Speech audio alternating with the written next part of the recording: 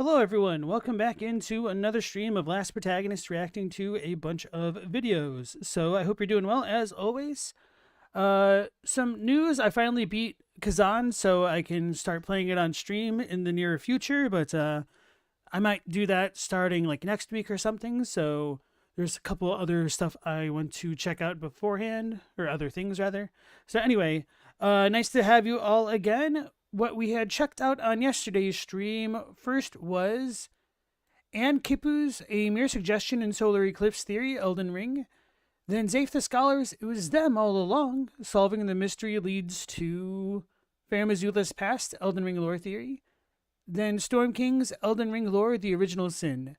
Plus Hawkshaw's Romina the Betrayal and the Beauty of Rot, Elden Ring DLC Lore. So for today, I am not going to actually be checking out a lore video despite the thumb title because I'm lazy and it's kind of annoying making thumbnails.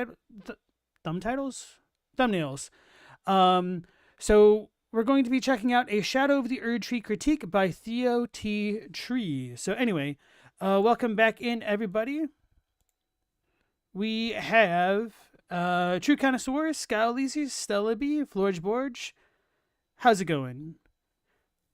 What weapon was I using? I was using the dual-wielded weapons. So if I play on stream, I'm thinking obviously of going between greatsword and spear. I'm partial to trying out the greatsword because that kind of interests me more, but I have a feeling that spears might be underrepresented, and so I might just do that just to see what they're all about. So anyway, with all that said and out of the way, let's check out Theo T. Tree's Shadow of the Erdtree critique. And I'm pretty sure somebody suggested this critique to me, so let's see what it's about. So prepare to roll, again and again, and again and again and again. And again and again and again. When Matthew Matosis released his Lost Soul Arts of Demon Souls video, Elden Ring didn't exist. Hell, Sekiro wasn't even out. With the added context of these two games, it's a pretty apt prognostication on the series' future. The outline. Every time I hear the word prognostication now, I just think of Groundhog Day with Punxsutawney Phil, the prognosticator of prognosticators. Trajectory of FromSoft boss fights becoming ever more shonen anime has held true, and we can see them straining more and more and more against the limitations of their own combat systems. Meanwhile, the other parts of the Souls experience, the things outside of their combat that make them special, continue to atrophy with no end in sight to what can be lost. Shadow of the Erdtree is the rubber band finally snapping, so to speak. The combat systems have been pushed to their absolute limit, and it's started to really reflect in the played experience. I don't like Shadow of... So I wonder how much of this kind of thought is just part of the cultural zeitgeist of being online and hearing other people complain about it, or how much of this is just kind of multiple people hitting on the same thing. And so far, I kind of agree with that assessment about the rubber band snapping, and sometimes it does feel like you need to spam rolls, but of course there's a little bit of nuance to that with every boss fight. But I would agree that it does seem that the combat in Shadow of the Erdtree was kind of pushed to the current limits of the paradigm here. So Scowleasy, when you think of prognosticators, you think of big noses. I'm trying to remember why that would be. All I can think of is rhinoplasty. Like I know there's something relating to that. Proboscis? Nope, that's not it. There's something else. I'm trying to blink. But anyway, when I think of big noses and stuff like that, it makes me think of Problem Child 2, if anybody's familiar with that goofy little kids movie from the 90s. Hey, Global Sequence, and welcome back in. You said Shadow of the Erdtree is the single point at which FromSoft begins to decline until the next game comes out and people say the same thing again. Well, to be fair, I think Elden Ring reached a much broader audience, and so a lot of people were probably not expecting the DLC to be the way that it was who are like newer players, I guess. But I don't know. That's just kind of a cope for me, I suppose. Of the Erdtree. It's probably the most unpleasant gaming experience I've ever had. Certainly. Wow, that's a bold claim. Okay. The most unpleasant I can call to memory right now. I'm certain I've played worse games, but none quite so unenjoyable to me. What I'm going to do here is try to explain that perspective, and all I ask is that you hear me out. I think the identity of the Souls series is confused at this point, pulled in a multitude of directions that are each mutually harmful to one another and that are defined by their mass appeal, not their cohesion. The result is a DLC with multiple ambitions caged within an unsuitable formula that can't allow any of them to be properly manifested. I won't bore you with the full history of Souls and the shift in focus through each installment. You can watch Matthew Matos's Lost Soul Arts video for that. Instead, I'm just going to focus on how that shift is depriving these games of any sort of value that is not exceeded in some other title, and how things have really begun to fall apart with the mismatch between the ambitions and the central framework. See, the thing is, I feel like a lot of Shadow of the Erdtree's so-called issues could have been adjusted, and it really wouldn't have been that big of a deal. It just feels like it was a little bit underdone, which is kind of a theme with most of From Software's products, to be honest, which isn't me really dunking on FromSoft as much as it is recognizing that they tend to have really, really strong starts, but a little bit anticlimactic finishes in multiple ways. Pastor Muppets, welcome back in. You've seen this video. You don't agree with everything Theo says, but you like him.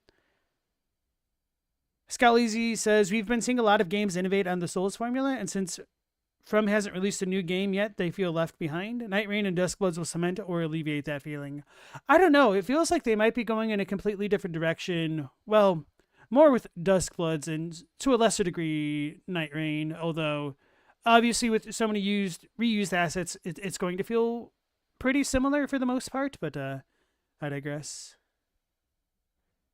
True Connoisseur says, Shadow of the Erdtree has calibration issues. Broadly speaking, you think it has good bones? I would agree with that as well. Global said it should have just had Godwin. I'm in the anti-Godwin camp, guys, because he gone. He been turned into Deathroot. Dark Souls and Demon Souls were quite minimalist games, low to the ground in terms of presentation and narrative styling. A lot of systems were built with this in mind. The camera's bad, but realistically, it doesn't have a huge amount to track. Its badness is less often problematic than it might be in a more hectic game. Calling Dark Souls and Demon Souls minimalistic, I think, is kind of an interesting way to describe them, and although I don't know if that's technically true, I definitely see what he means by that. And if I were to contrast Shadow of the Erdtree and Elden Ring to Dark Souls, I would say that they're like much more maximalist games, if that's even fair. I don't know. I need to think about that more. Its closer view is a bit more personal in a way that could serve to enhance immersive quality, but that perspective and the way the camera interacts with the world and with its lock-on functions is not exactly great for action combat. Not to say they intentionally built a bad camera, they just built one that suited their needs, and thus had certain weaknesses. Shadow of the Erdtree is extremely distant from this idea of minimalism.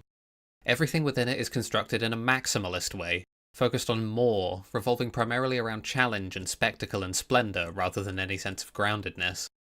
There's always one more swing in the combo, one more ambient damage effect following the swing arc, one more explosion after the slam, and one more hit in the over-the-top anime super move, uniformly unlocked at around half health.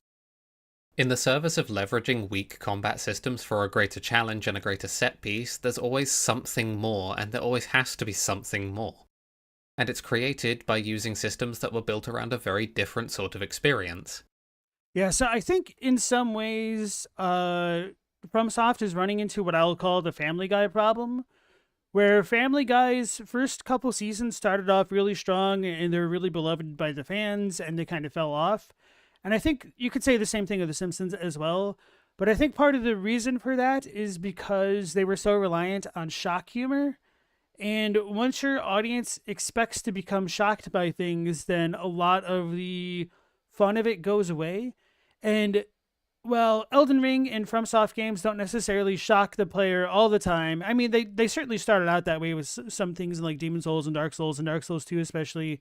But it's becoming harder and harder to top what they've put in the games in the past without resorting to adding like new mechanics or features or refining what they have.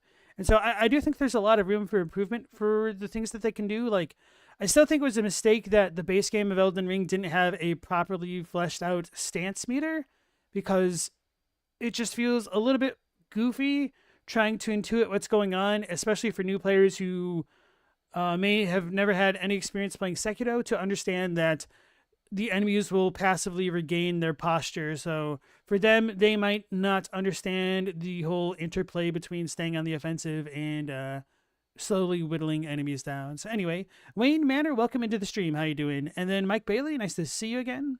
If they pull the camera out a bit and take out the excessive input lag, that's some of the egregious issues sorted. I definitely agree with the input lag 1,000%. That's probably my biggest mechanical complaint about Elden Ring. But looking at his footage of Dark Souls 1, it made me recognize that the reason why they couldn't pull out the camera further, it seems at times, is because it just wouldn't work for tight corridors. But to play devil's advocate to that point, they do pan the camera out against certain bosses, and it certainly would be nice to do that a bit more, especially with Bale and whatnot. Hey, Without Horns, nice to see you again. Yeah, Scalise said most of the bosses in Shadow of the Erdtree actually have custom camera settings made for them. There's a parameter for them. Stance meters are for people that don't use Starfist charge attacks? Okay. This excess is So in other words, everybody. Shots fired. straining the core systems of Souls far past their breaking point. They were never made to cope with, or to allow the player to cope with, so much stuff. These are not the core systems of an action game, they are the core systems of an immersive action RPG. Oh yeah, and I think one of the other parts of Shadow of the Erdtree and Elden Ring to consider in general is trying to discern whether or not it's supposed to be a legitimate single player experience, and whether or not it's viable or intended for players to fight bosses mano a mano, or if the developer intention is to have summons and spirit ashes and all those manner of things to defeat the enemies. For me personally, I prefer the mano a mano style, and I feel like Shadow of the Erdtree falls apart completely for that against certain bosses. Not all of them, but Bale's pretty bad. Mano a mano. Promised Consort Radon is really bad. Gaius is pretty damn bad. Golden Hippo is more of a camera than anything, but those ones stood out as being the most egregious to me. Rolana can be pretty bad too, but I feel like once I figured out her phase 2, it became a lot more manageable. But what else is I gonna say about that?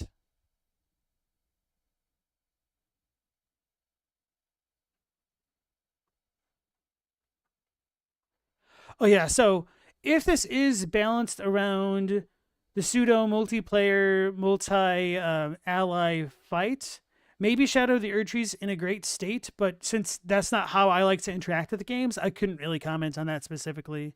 So I definitely know a lot of people who do play that way really enjoyed Shadow of the Erdtree, which I don't want to take that away from them, but I just feel a little bit bummed out that I couldn't enjoy the fights as much as I would have liked.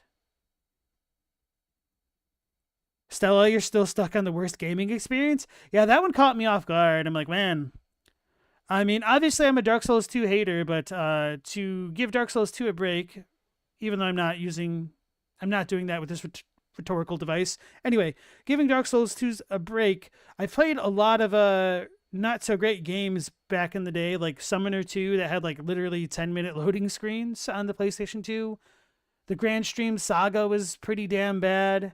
And those are a couple of the ones that stand out to me. I did not play Big Rig Racing or Superman 64, so at least I have that going on for me.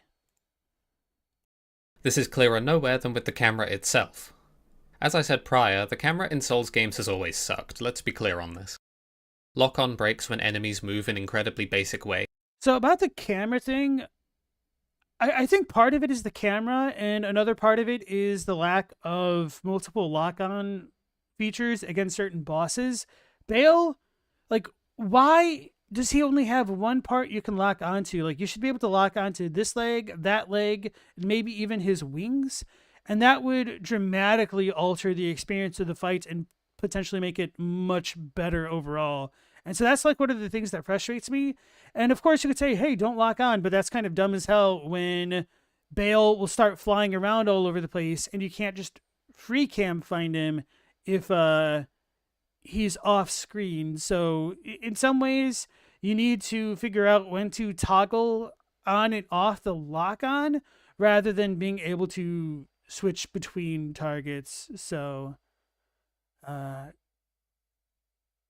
I'm not 100% sure like how much of it is purely the camera versus asinine decisions, I think, with the lock ons. Halo says lock on is for noobs, don't at you. Okay. Always sucked, let's be clear on this. Lock-on breaks when enemies move in incredibly basic ways, the lock-on will center your camera if pressed without the game finding a valid target, and it's very prone to getting stuck on walls or in the floor as it can't go through these surfaces. It's also naturally quite low to the ground and somewhat close, which makes it easy for it to get pulled into level or enemy geometry in a way that obstructs the player's sight. Everyone's had the experience of trying to fight a larger enemy in a corner and being able to see nothing but a face full of their character's back and maybe some. The worst part is, I don't even think this is necessarily truly cherry-picked footage. Flailing textures. Locking off doesn't really help matters either, as it leaves the player to babysit the camera using the digit they press the roll button with. Meaning that you're sometimes defenseless, or at least slower to defend yourself as you try to Can you rebind the roll in Elden Ring, like at least on consoles? get the camera to give you any sort of visual that might inform gameplay decisions. It's a sort of wrestling with one's equipment that players really ought not to be forced to go through, as it's serving no real purpose here. Not to mention you don't know when the camera is going to start causing problems, and by the time a boss movement has pulled it to a useless angle or flattened it into a wall, it's already too late for unlocking to be of any real use. Unless, that is, you've already committed to memory everything that is about to happen based on the initial telegraph. All this to say, the camera has always been bad, but Man, this is real rough. I definitely remember feeling this against the Golden Hippo. Shadow of the Erdtree pushes it to its absolute breaking point. Shadow of the Erdtree bosses have a love of several things: spinning, frantic movement, being in the air, and leaving lingering effects with, after, or around their attacks. This creates a huge amount of visual clutter, alongside the already flashy design of boss moves, and it really fucks with the camera and the camera's ability to tell you things. Take the Divine Beast Dancing Lion, for example. This thing has probably the worst camera I've experienced in a Souls boss, because it's playing into so many things that make the camera awful. It both has a high lock-on point and can fly, thus pulling the camera down to point it up at the enemy, which lowers visibility due to the character obscuring more of the screen and the floor being less visible. And I feel like Divine Dancing Lion should be another one of those bosses that had two lock-on points, like the head and the bottom dude, essentially. Halo, you're sort of memeing, but fundamentally the lock-on is an assist and holds you back in a lot of ways. I think some of it is fight-dependent. There are certainly times where it's much better to unlock and attack enemies without it, and then there are other times where you do want to stay locked onto them for when they do flip around and you can't track them super well manually. And it's constantly surrounded by particle effect stuff. The lock-on point being so far up its body also places it on the part of the boss that moves the most, which is bound to create numerous moments of wildly swinging the camera around. This is only made worse by Phase 2, particularly the lightning phase, where the camera starts causing significant problems even beyond its usual fare. When in its lightning mode, the Dancing Lion will spawn arrayed lightning strikes in semi-deterministic patterns that go off after its attack lands. As well as introducing some additional visual clutter, alongside the mess of wind and lightning and hair and cloth and rain effects, the camera is pulled up, so the location of these strikes are extremely hard to actually ascertain. And that's at the best of times, when you aren't in a corner, when the camera isn't frantically snapping from one side of the Dancing Lion's head to the other as the beast thrashes about attacking you, when the camera isn't rammed tight against a wall, or stuck halfway up the staircase that From for some reason put in the boss arena. At its absolute best in the fight, the camera is making it extremely difficult to discern necessary information or to read what the boss is doing, and it's usually performing much worse than that.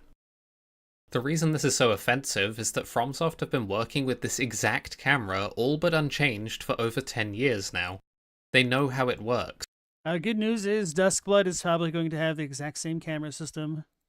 They know its limitations and its weaknesses and its deficiencies.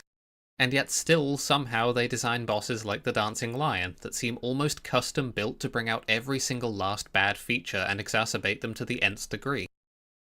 If they want to keep making fights as ostentatious as the Dancing Lion, or Radahn, or Bale, the camera needs to improve, else the player finds themselves rolling blindly through an incomprehensible mess of effects and colours and lights, succeeding only if they already simply know what is happening and when and where. I can't react to lightning I can't see.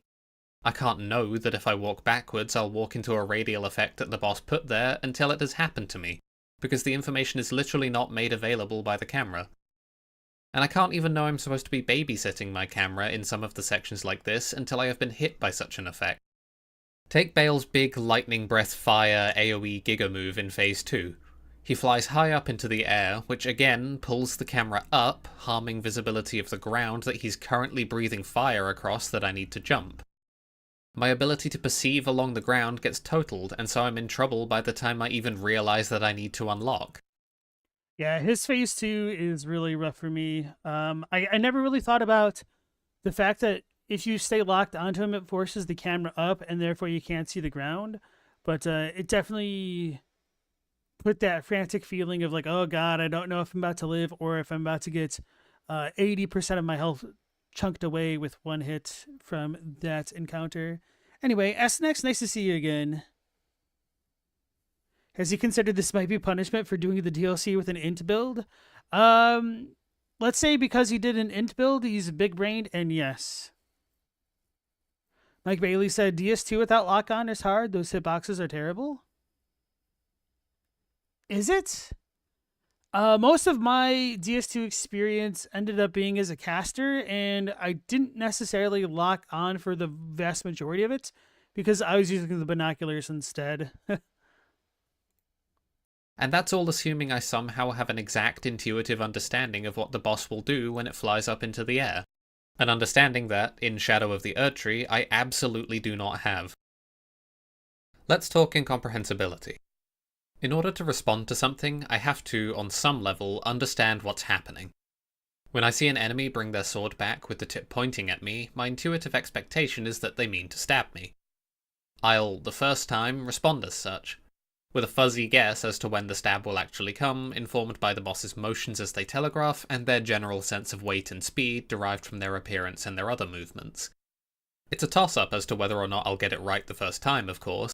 Yeah, Putrescence Knight was very interesting. I think in many ways his moveset is kind of reminiscent of Dancer of the Boreal Valley, where it's kind of large, slow, and grandiose, and also deceptively fast at times because of how much screen estate he has to cover. But he gave me a lot of trouble, and then I figured out his weakness. Moonwalking. Yeah, so Narni in the Discord server, I remember she was having a lot of trouble against Putrescent Knights. And then I was like, hey, do you want a tip? And she was like finally fed up with it. And it's like, okay, what's your tip? I said, hey, bro, moonwalk. And she's like, moonwalk? I'm like, yeah, just walk backward. Then the fight becomes a cakewalk. And then she did it. And she's like, oh my God, are you serious? Yeah, for whatever reason, if you just walk backwards while locked onto Putrescent Knight, that kind of mitigates 80% of the bullcrap that he does, and then you need to like jump over the fire, and then that's pretty much the fight. Because if you're walking away from him, he'll close the gap, and that's when you're supposed to like counterattack if you're a melee, essentially. There's like a couple moments, but it just ended up being a pretty slow and tedious fight. But once you know the trick, it's not that bad, but until you know that trick, this was one of the more difficult encounters for me, at least on a first playthrough. Hey, Jay Rizzle, yes, binos are goated for casting in Dark Souls 2 because you can snipe things from a very large distance, at least if you're doing sorceries. I don't know how well it works for pyromancy or dark sorceries hexes. Night Scott, nice to see you again. Yes, this is just a gameplay critique.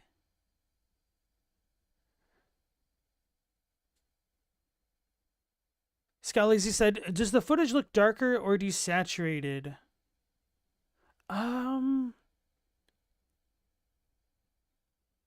It's kind of hard for me to say. Like on OBS, I can see why it would look a little bit darker. But I haven't done anything to affect that, I hope.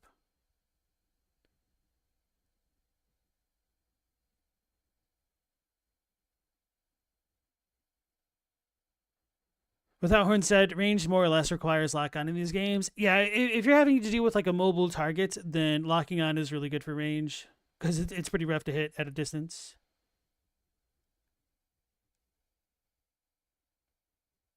Is there something like that in Elden Ring? Seems the telescope doesn't work with magic.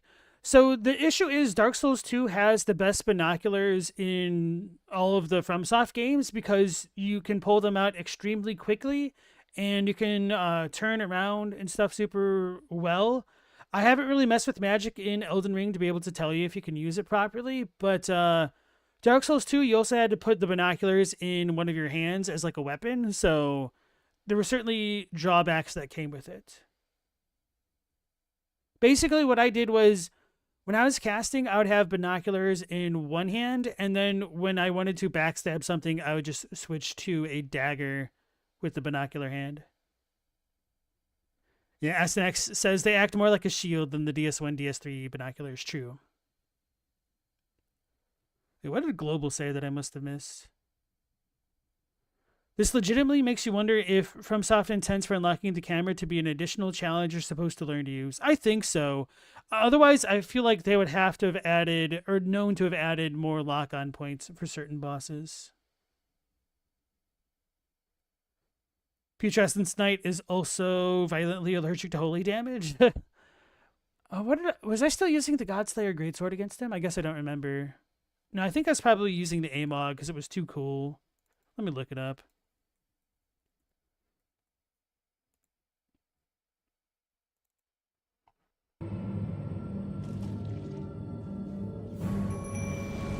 And guys, I cheated. What am I doing? Why did I not have my weapon on?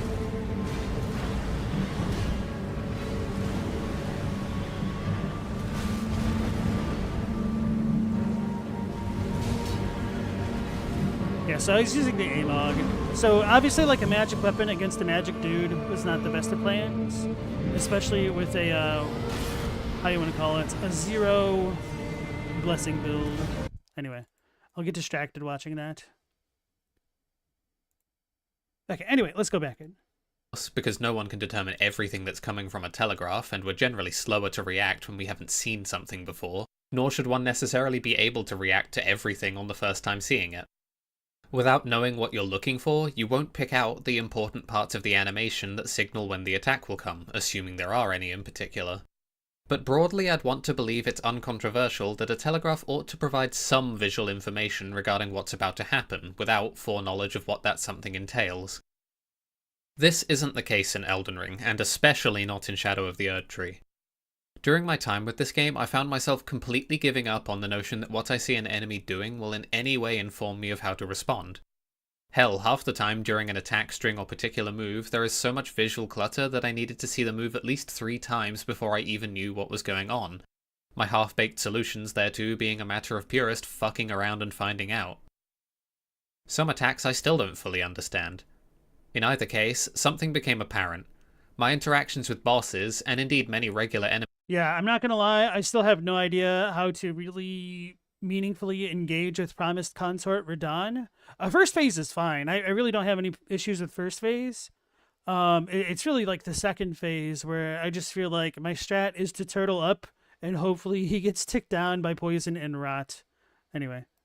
Enemies too were a matter of rote memorization of their moveset across run after run of throwing myself at them with no real intent to win, just to see more of the fight and to train my responses. Against any challenge, any complex foe, a degree of this is always going to be necessary. Learning how to properly respond to things you're faced with is sort of fundamental, but I've never experienced such obtuseness in terms of figuring out how to respond at face value. In Shadow of the Erdtree, nobody behaves in ways that even approach conventional. This is the start of the issue. From Software, in their desire to challenge players who already know how to roll through attacks and have been doing so for several games, have resorted to messing with the ways enemies telegraph their attacks through delays, deception, and differing kinds of animation once the attack finally comes. To be fair, I am fine with Putrescence Knight being so different from everything else, but it is also just kind of a little bit boring to me. Maybe he's not that tanky with a bunch of blessings, but it was just kind of a very slow, grueling fight for me. Some swing extremely slowly, others very fast, others in a sort of spring-loaded manner, sometimes all within the exact same enemy, using the exact same weapons. From is trying to make it harder to evade when your means of doing so is a roll that provides a hefty amount of invulnerability at the cost of a bit of animation commitment. In doing so, the entire point of telegraphing has been undercut, in that it is no longer possible to get any sort of reasonable assessment of what might be about to happen without having seen it already. Attacks can come out with such. Yeah, so Putrescence Knight must have given him a lot of trouble as well. Like I said, if the issue with Putrescence Knight is he kind of takes advantage of the Soulsborne veteran inclination to stick close to the booty and smack it by running you down and having long strings, where it's kind of more of a hit and run type thing, where if you moonwalk and let him come to you and dodge intelligently, then it's just so much easier. Such a varied sense of. Nice Scott said, From was really, really clear that people should be using the blessings for the DLC for its balance and scaling. But Miyazaki also said that it could be done without them, so I did. Which, I don't know if I would have been able to beat Radahn. Which, I mean, I didn't, but even if I stuck through it, it just felt like it would have been more RNG than a pure component of skill. Which, I mean, I could get good eventually, but I didn't want to get that good. Of weight and motion, with such variance in when or if there will be a random pause in the animation designed to roll catch, that there's no real link between the way a foe telegraphs and how to respond to that telegraph anymore. Take this attack string from the Dancing Lion. The start is relatively intuitive. It started flying, it's probably going to fly at me. There's a bit of deceptive motion in here to disguise when the first lunge will actually come, but the follow-through is slow enough that there's usually going to be enough time to pass the actual motion and respond appropriately. But then, for the second attack, visually speaking, it's just sort of hovering in your face if it's ended up close. There's little to no indication as to what it's going to do next, just a tangle of fur and cloth and horns in your screen. And even if you do manage to guess that one, you'd best be ready for the ground shockwave it emits by pulling its face out of the floor straight after at a much quicker timing, and then make sure you're ready to dodge the spinning vape cannon that closes out the string. For a lot of what's going on here, you can't know that it's something to be ready for until it's happened.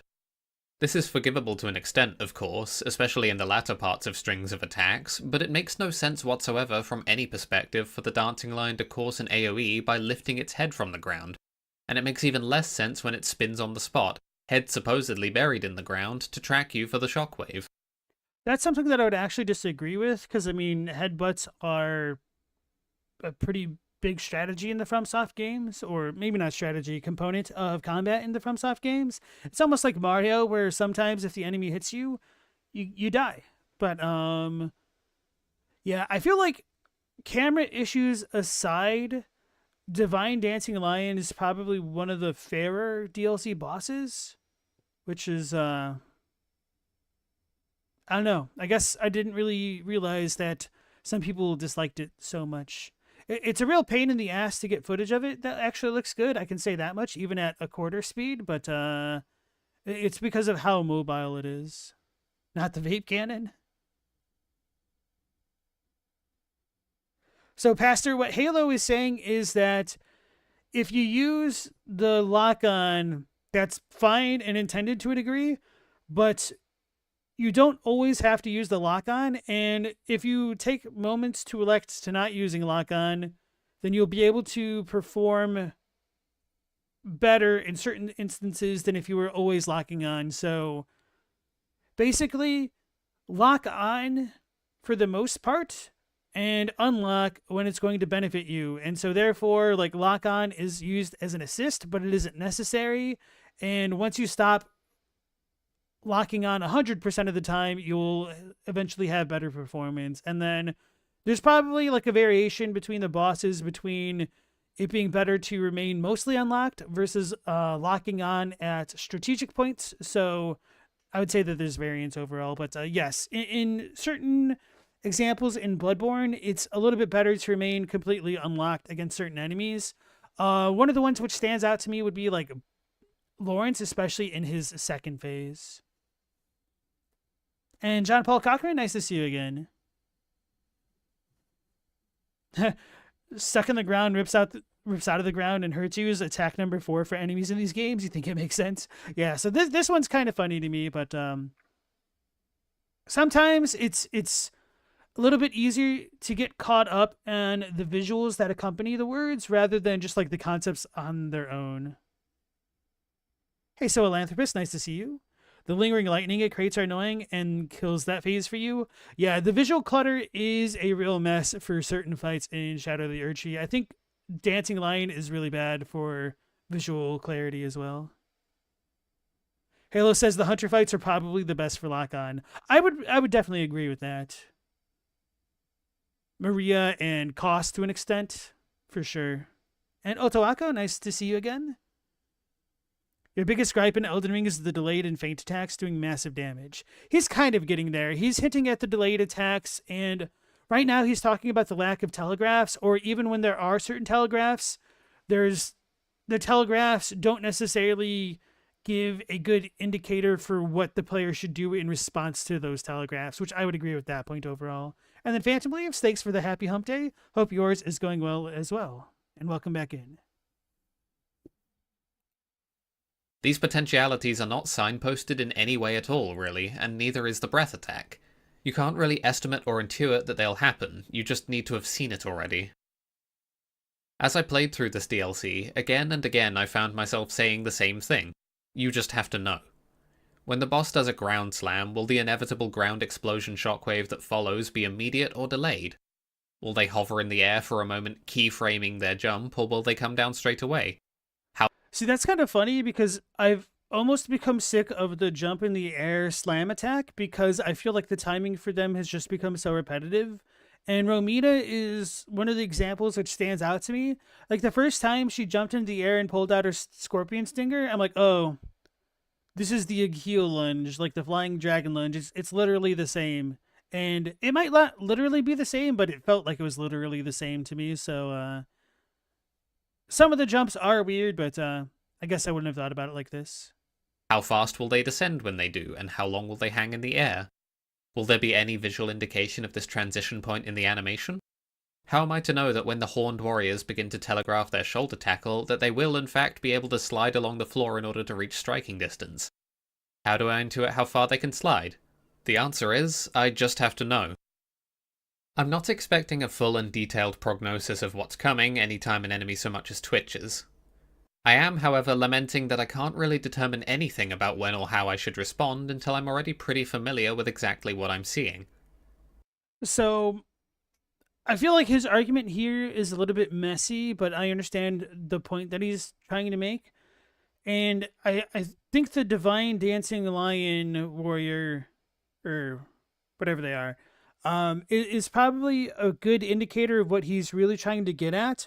That he sees them crouching to do their shoulder lunge. I mean, sure, there's a telegraph there, but it's a different kind of thing determining when the shoulder bash is going to go off, and then also knowing what range you are in danger of being hit from. And I feel like the DLC was really bad on that front, and that range was not an indicator of safety compared to previous games, which could be good or bad, but I think the issue is the lack of consistency between previous Elden Ring content to make some of these things feel inconsistent from what players had already come to expect. And that's kind of where I feel like the DLC missed the mark. And so a lot of it is trial and error, but I also don't necessarily think that's a bad thing. And the way that I've always compared the Soulsborne games is to like a modern take on the Mega Man / coin operated arcade platformer formula. In that way, you need to have a little bit of pattern recognition, which means dying and inserting another quarter to get an extra guy to win the fight again. Jan Jarvis, welcome back in. The dragon gets more hang time than the guy that can't fly? What? Ota says some enemy sizes don't make sense for the distances they can cover. Yes. Halo said, "Do you think a clean solution for this is to put the feint attacks in New Game Plus to challenge replays? It would be really nice if New Game Plus offered more mechanical changes rather than numerical stuff. Like, to me, like, numerical increases is like the most boring way to artificially increase difficulty, which is probably why I don't really do a ton of New Game Plus stuff." Scally's saying he's arguing Shadow the Erdtree's content is more slanted to trial and error learning than what he likes. Like, Souls games are usually a good blend between intuitive trial and error, but Shadow the Erdtree is too skewed. I would agree with that, and I think if you look at a game like Demon Souls, granted, I'd already played a bunch of like Dark Souls 1, 2, and 3 by the time I played Demon Souls, but Demon Souls was just way, way, way more straightforward, and I kind of enjoyed it more than I expected, despite being the oldest, essentially, Miyazaki game. And the effect of this is far beyond just throwing me off for a particular attack at this point. Boss animation design has pushed so far in the direction of peculiar timing in the name of throwing off the player's rhythm that it no longer adheres even loosely to any consistent sense of motion or physics, even within the same enemy. R'Lana's swords seem to change weight depending on the swing, and swings are sometimes held so long that any sense of wind-up has long since departed, especially when the follow-through is sometimes just as slow. Movements in Elden Ring no longer seem to be grounded in any physical reality. Not our reality per se, but one that uses the principles of animation to breathe life and weight and power into a variety of different movements. Principles like telegraphing don't just serve to give the player a visual indication of what's going to happen, but also to lend force to whatever that attack might be. This weight is deeply undercut when the swings are so jarringly slow, or hold on the anticipation for an extra few beats, or conversely when after such moves, the enemy moves as if it's twice as light, but with no real difference in the damage it deals. It's unintuitive, in a word, forcing the player to wrestle against perfectly natural responses in a way that stops you from trusting them, which just leads to further damage when the boss swings at a fast cadence. I can stop panic rolling when I see the enemy brandish their weapon and begin to telegraph, but then I'll be caught by attacks with a more normal or faster sense of motion, or spring-loaded attacks that snap through their active frames in the blink of an eye with little visual information, if any, as to when the attack will go active. The player is put in a position of having to fight against their reflexes in order to learn, such that it's extremely difficult to enter any sort of flow state until a very high degree of familiarity is attained through memorization. Hey guys, looks like you learned how to fight through stresses tonight. It feels good. So Global said, a lot of his argument hinges on knowing what's going to happen the first time he sees it. If they did that, then someone would be complaining all the moves are predictable. I don't think that's quite entirely true. I think the issue is that even if he doesn't know exactly what's going on, the telegraphs should be good enough that the player has some kind of general understanding of what they should be doing in response to the enemy's movements. And so this point here about the varying animation times and the damage that comes along with it, I think there is a bit of a sense to it, but there's probably a lot of nuance to it that may or may not work on a fight-per-fight basis or even like a move-per-move basis. So it really sucks trying to talk about this kind of subject because what might look unfair to somebody, or let's say rather than unfair, like not as engaging to somebody as somebody else, might not appear that way to a different player. The DLC being post-base game means your room for error is smaller too? Yeah. So one of my bigger complaints about the DLC is not being able to differentiate some of the animations, especially when like a character is in transition mode from going after an attack to reverting to neutral. And I showed a bunch of that stuff off on another stream, I think earlier this week or last week, where like my experiences fighting Gaius were really bad because he has certain attack patterns that can change depending on position, or I don't even know exactly what triggers them. But what I had come to learn through trial and error was a safe move to follow up and punish against turned out to not be a safe move in certain instances in which I couldn't really differentiate. So this kind of instilled a sense of, oh man, do you go in or do you hesitate to see what they're doing against the enemies? Which, with the way that Shadow of the Erdtree works, hesitation is defeat, and you could get punished for that moment of hesitation as well. So it felt a little bit of a damned if you do, damned if you don't. And of course, that was exacerbated by my own damn choice to not use blessings the first time around. But like once you learn all the enemy attacks, then it's not that big of a deal, which is why I don't even really remember my experience when I did Shadow of the Erdtree on stream, using like the mimic tiers and stuff, just because it was so much easier. Minus like Radon, because that was still annoying. Because go figure.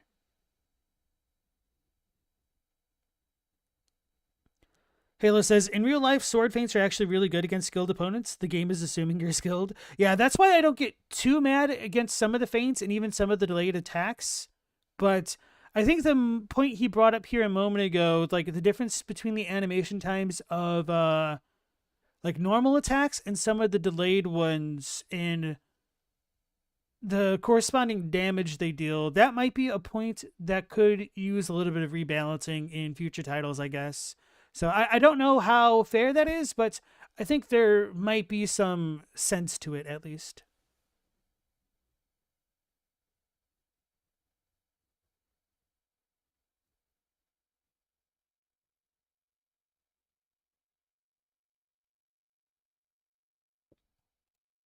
And all of this is when the telegraph isn't explicitly designed to deceive you. The cases where they're just jarring and unusual, rather than straight up deliberately visually deceptive in order to roll catch. Charitably assuming, of course, that the majority of delays aren't designed for this purpose anyway, which in fact they probably are, but you never know. Regardless, sometimes bosses will start up a motion and then add something to either the telegraph or the follow-through. An extra little motion, an extra pause, or pivoting into an entirely different sort of attack as a means of throwing you off. Take Mesmer. This spear thrust attack entails him bringing his spear back and then dragging it across the ground before snapping forward into active frames at the precise roll catch timing. That little part of the animation exists solely for the purpose of jarringly delaying the attack such that it can strike after the player tries to roll, despite this motion being one that should deprive the spear thrust of its force. And this isn't just Mesmer. This sort of design is everywhere, in every... I don't necessarily think it would deprive the spear of its force. I think what the devs were going for was that he's using the ground to add resistance to the force of the thrust, so that way when he takes it out of the ground, it uses that kind of pent up energy to rebound itself forward to become stronger, which is why it has like the spark type effect. Now, granted, that might not work out so well in real life, but I think because Mesmer's a demigod and he has a ridiculous amount of strength, that's supposed to be the idea in general. So, basically, like if you're pulling back on a slingshot and you let go of that tension, I think that's kind of what the idea is supposed to be behind that move specifically. Hey, Robbie, nice to see you again. That's not the point of a spear, though. I mean, the spear has fire, guys. I don't think it's super realistic, but if that detracts from some players' experiences, I mean, I'm definitely not going to say that it doesn't or that it shouldn't. Every boss in almost every regular enemy. And it's had a knock-on effect of exacerbating the aggressive input buffering issues Souls games have always been plagued by. Like the camera, this is a problem that gets more and more severe the further the Souls games move in an action combat direction. Not that it wasn't a problem before, but when every enemy is stuffed to the gills with behaviour intended to roll catch, it causes you to take unavoidable additional damage far more often than is reasonable to tolerate. My mistimed roll on the first swing, storing long enough to come out as soon as I leave hit stun, causes me to get unavoidably hit a second time, adding the punishment of a second failed roll to the punishment for failing the first one for no other reason than the game's insistence on holding inputs. This can't really be called a panic roll in any justifiable sense. The roll catch move isn't testing or punishing anything in this instance, it's just causing extra damage. You might think From would notice this issue after 7 games or so, but here we are, and it's still happening, and with every game getting faster, more hectic, and more absorbed with roll catching, the frequency of this sort of frustrating occurrence keeps on increasing. Overzealous input buffering is hard to see the value of in the first place, but when it creates so much ambiguity as to what my character is going to do once they finish an animation or leave hit stun, it just makes it harder to play with precision. So even though that move didn't really damage Theo here, one of the things which I found fatiguing about Shadow of the Erdtree was that it felt like many of the enemies could have these really long, intricate strings of attacks that I couldn't even attempt to get chip damage in against some of these chains of attacks. And I needed to wait for them to get into their what I would call like safe frames for me to be able to, or punishable frames for me to be able to do like one attack, maybe two. And only being able to do one attack, maybe two, while the enemy does like 7 to 14, just was tiresome as it kept going on.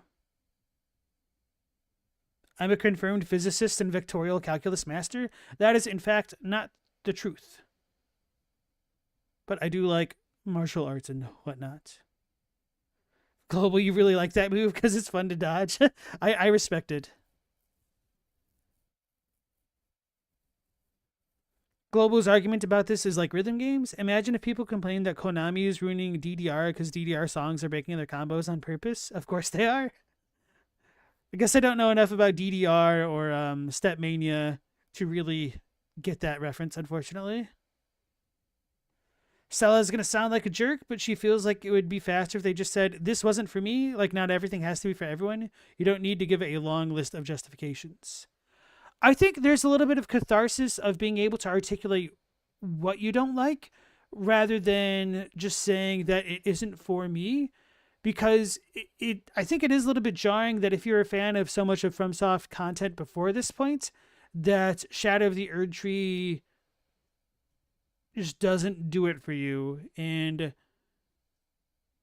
there's probably like enough toxicity or get good bros in the Soulsborne community that people are being a little bit defensive about justifying their positions because so many people are dismissing them out of hand when these people might feel like they have valid points, perhaps. But of course, that is kind of my conjecture, at least for myself in part, but I don't want to speak for Theo here exactly. Ota says rhythm games aren't showing you arrows then delaying them unless you're playing the challenge modes, but even then they are on rhythm. That's kind of a good point as well.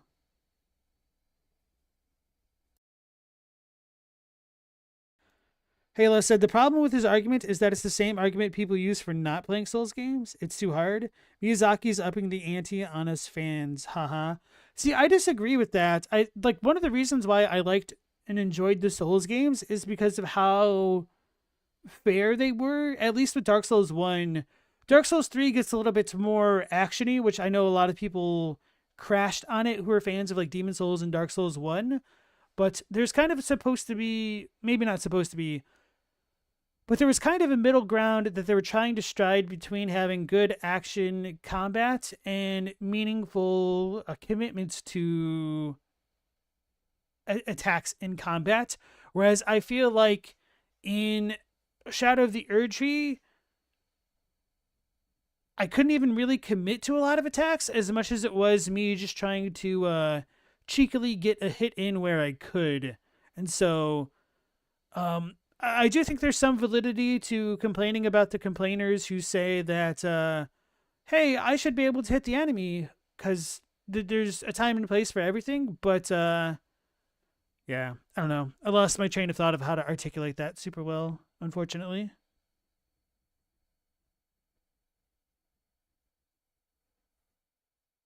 Global said there's definitely rhythm games where the rate at which the arrows go by fluctuate. Right, but they have proper indicators for that. Like, it's not just random. Well, maybe there are some modes for that, but anyway. Mendacious Cat brings up a good point, and welcome back in. If you take something apart and figure out what exactly you don't like, you're better able to figure out a way to fix it. And you're also able to identify those kind of features that you may dislike in the future, so you might save yourself some heartache or at least some cash in your wallet. That's why Sohalanthropus loves DS2, the slow-ass combat. Elden Ring's 2 Devil May Cry for your liking. Okay. Hey, Hilka. even with precise inputs. It's And rather Rachel. inexcusable that issues like this have gone unfixed for so long while the Souls games have remained fairly stagnant in terms of formula. They're not evolving and they're not refining either. Hey guys, he said stagnant. This isn't really lore, but just for the memes. Oh wait, I gotta open this up in Paint. Because I'm a smart dude.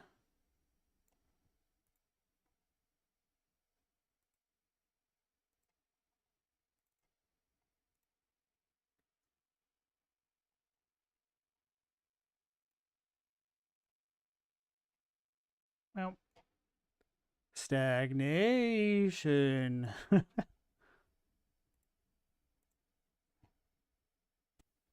Instead, that energy has gone to concocting the sort of enemy behavior I was outlining prior, and disseminating it through every opposing entity with a health bar that can be depleted.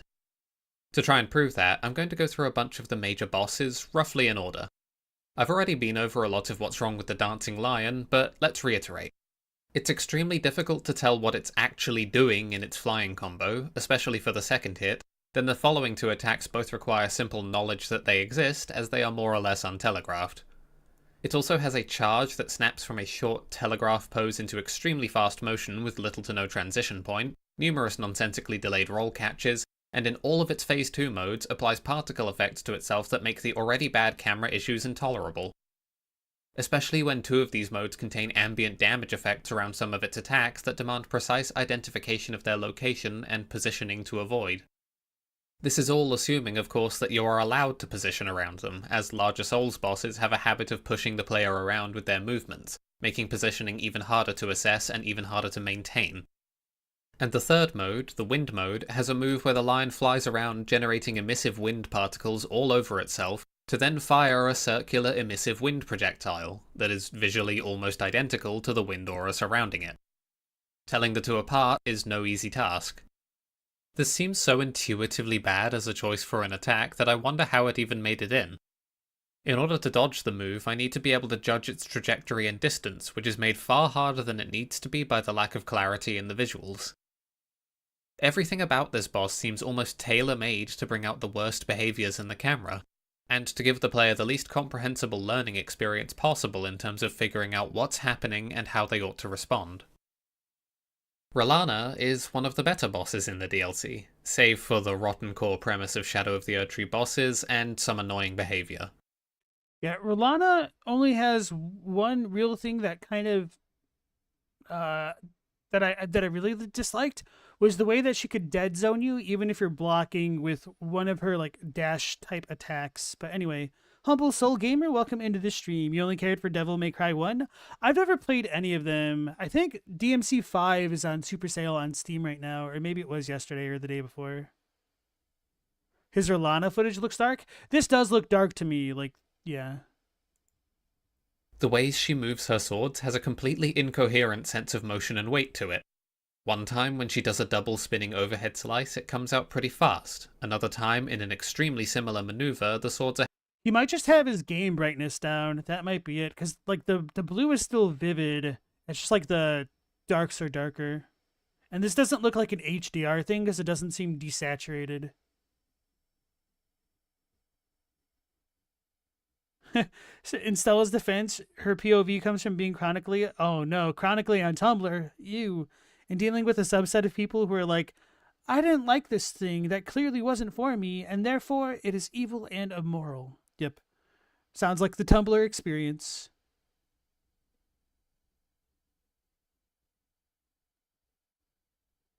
He may have actually set his brightness settings to what they recommend. I tried that, and then when I got into the cave that you start off in after you die to the grafted scion or jump off the cliff, I could not see. So I had to like bump my brightness to I think like 8 to just even like see the outline of like where the ground was versus the wall. held for an egregiously long time, despite the swing coming just as fast and just as hard.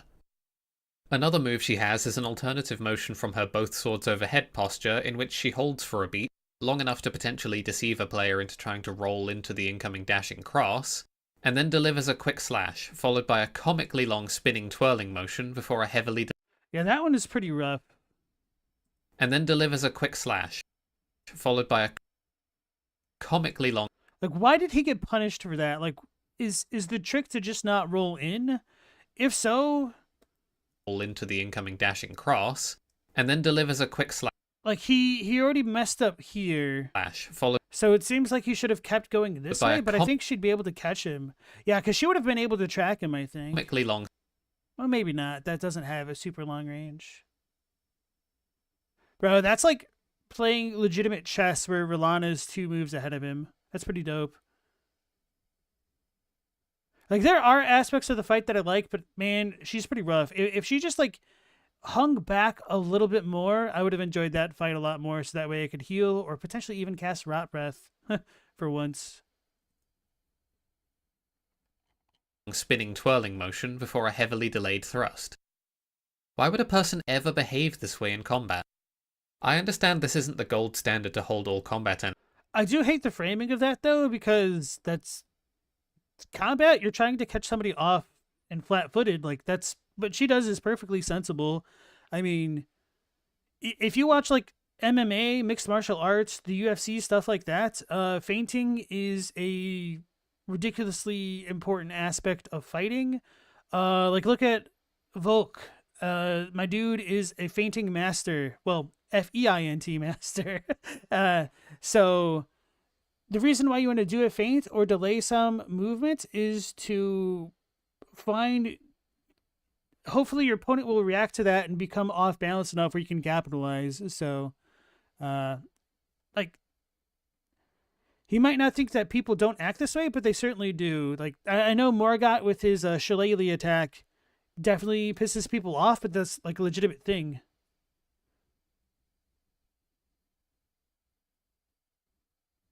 And it's definitely a meme, but you guys know, like, winding up for a punch, like when you like wind your hand up in circles and then punch somebody.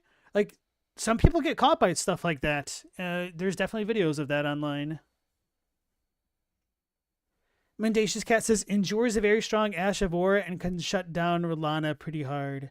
Yeah, so I have mixed feelings about that. Like, I do think there is a certain point to be made that being able to customize your Ashes of War should make people become a little bit more comfortable with experimenting against certain bosses. But not every weapon can use different Ashes of War. So if you're using a unique weapon, you're just kind of boned there. And some people also just want to be able to beat the game with the weapon they like. And in the base game, it felt like most builds, like the vast majority of them, were completely viable. Whereas it became a hell of a lot harder in Shadow of the Erdtree against certain encounters. Bosses have to cheat a little though, since they're controlled by weak AI. They do a little bit. I think like the Godskin Apostle heal catching is really funny with his Black Flame Orb, and Margit does it as well. So there are times where it can be done in an alright manner, and then other times it can feel a little bit oppressive, and I don't know if there's ever an object right answer for how they do it.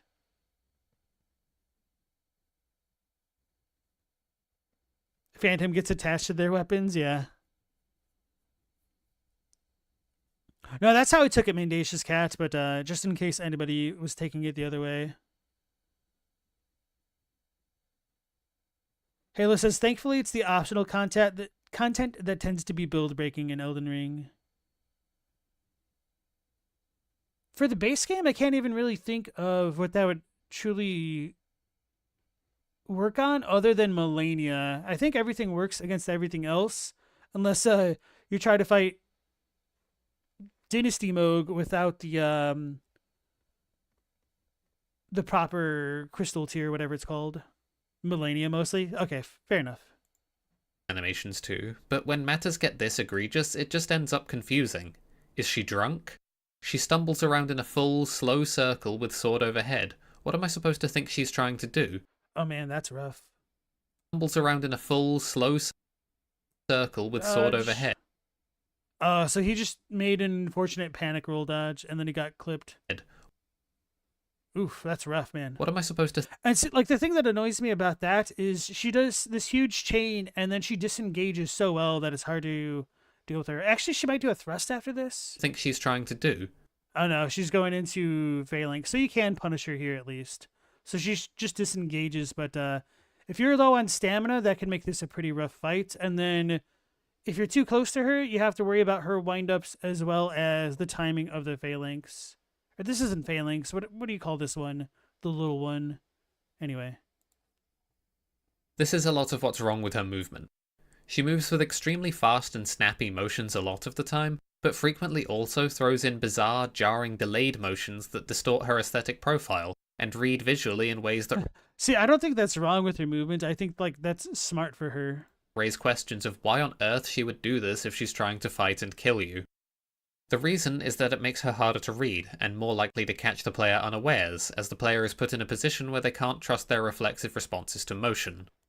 And to like give a little bit of a lore defense for Rolana specifically, I think that's also supposed to be like one of the properties of the light greatsword in general. It's supposed to be something that has a very flowing elegance to it based on the part of the wielder.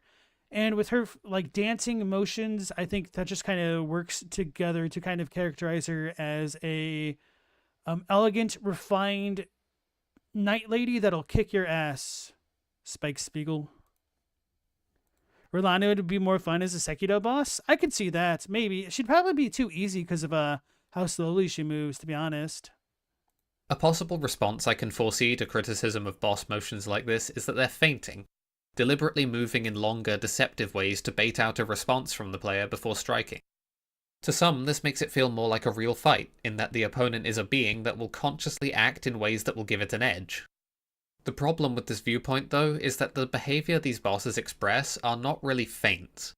If you hold your weapon overhead for 3 seconds in a real fight, you're gonna get pummeled the majority of the time.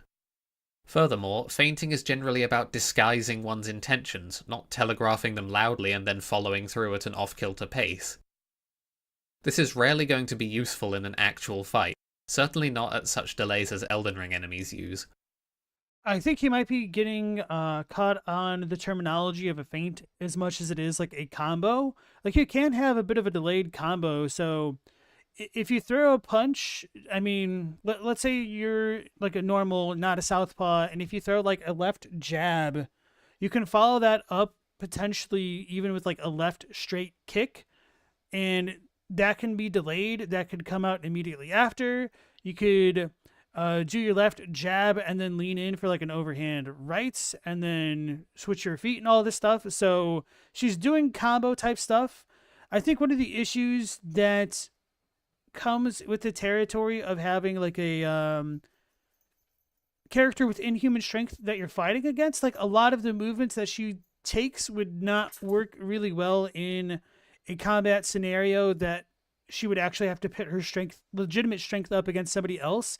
If she was ever fighting somebody who is physically stronger than her, like doing some of her attacks just wouldn't have the momentum or the power to actually damage them. But this is kind of the fantasy setting where you have to let some things fly.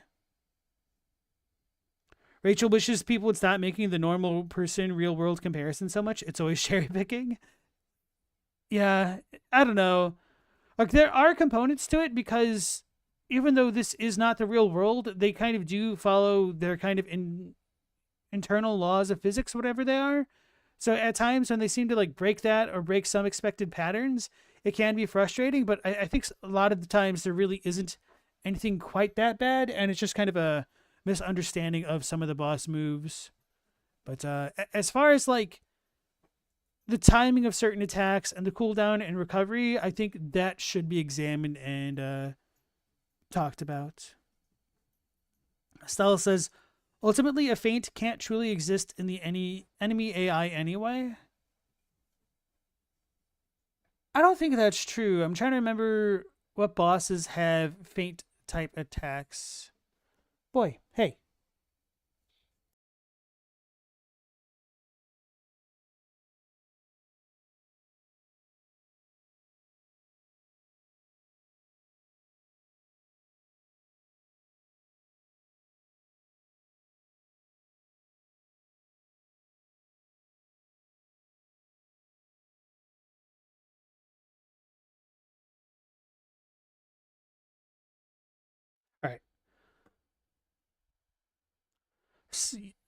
Halo says Stella might mean that an AI can't purposely feint you. Only machine learning could enable that. Oh, okay. You're talking about that it can only exist in a certain set of program parameters. Fair enough.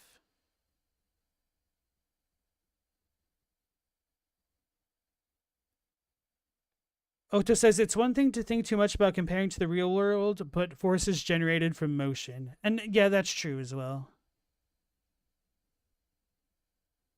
If motion didn't matter, then why animate anything? And that's kind of what I mean. Like that attack that he got hit from a moment ago, where she like swiped her sword in an up. act following through at an off-kilter pace, disguising one's the majority. In that the opponent is that they're faint. A possible response I can foresee to those ones criticism are fine. I mean, those are extremely fast, but it's whatever. Boss mode. That, like, if anybody like that motion, especially with a sword, like the forehand slash motions like this probably should not really do is like a ridiculous amount of damage if it ever like hit anything with like that's part of the issue. Like when the enemies hit through the player character, they hit through the player character. They don't have to deal with resistances of like actually hitting a target. And if they did, that would open them up to like a lot of attacks or like put them off balance quite a bit. So could you imagine that a character or enemy like Rilana clanking off of walls the way that a Tarnished does? That would completely change the dynamics of the fight. And I think that's probably why characters like Rilana feel so much more unrealistic than certain other characters with their movements. Like Mesmer stabbing his spear into the ground and then like hitting a wall with his spear. He seems like deliberate enough with his attacks that he could potentially make that work. And that doesn't feel as egregious as like this flowing girl that just all of a sudden can whip out these extremely fast movements that don't seem like they should generate a lot of force because of the length of her weapons as well. Rachel, this is giving you vibes of I'm not learning the game, therefore the game bad, maybe. Imagine if Rilana ran out of stamina. I wish, bro, some of these enemies.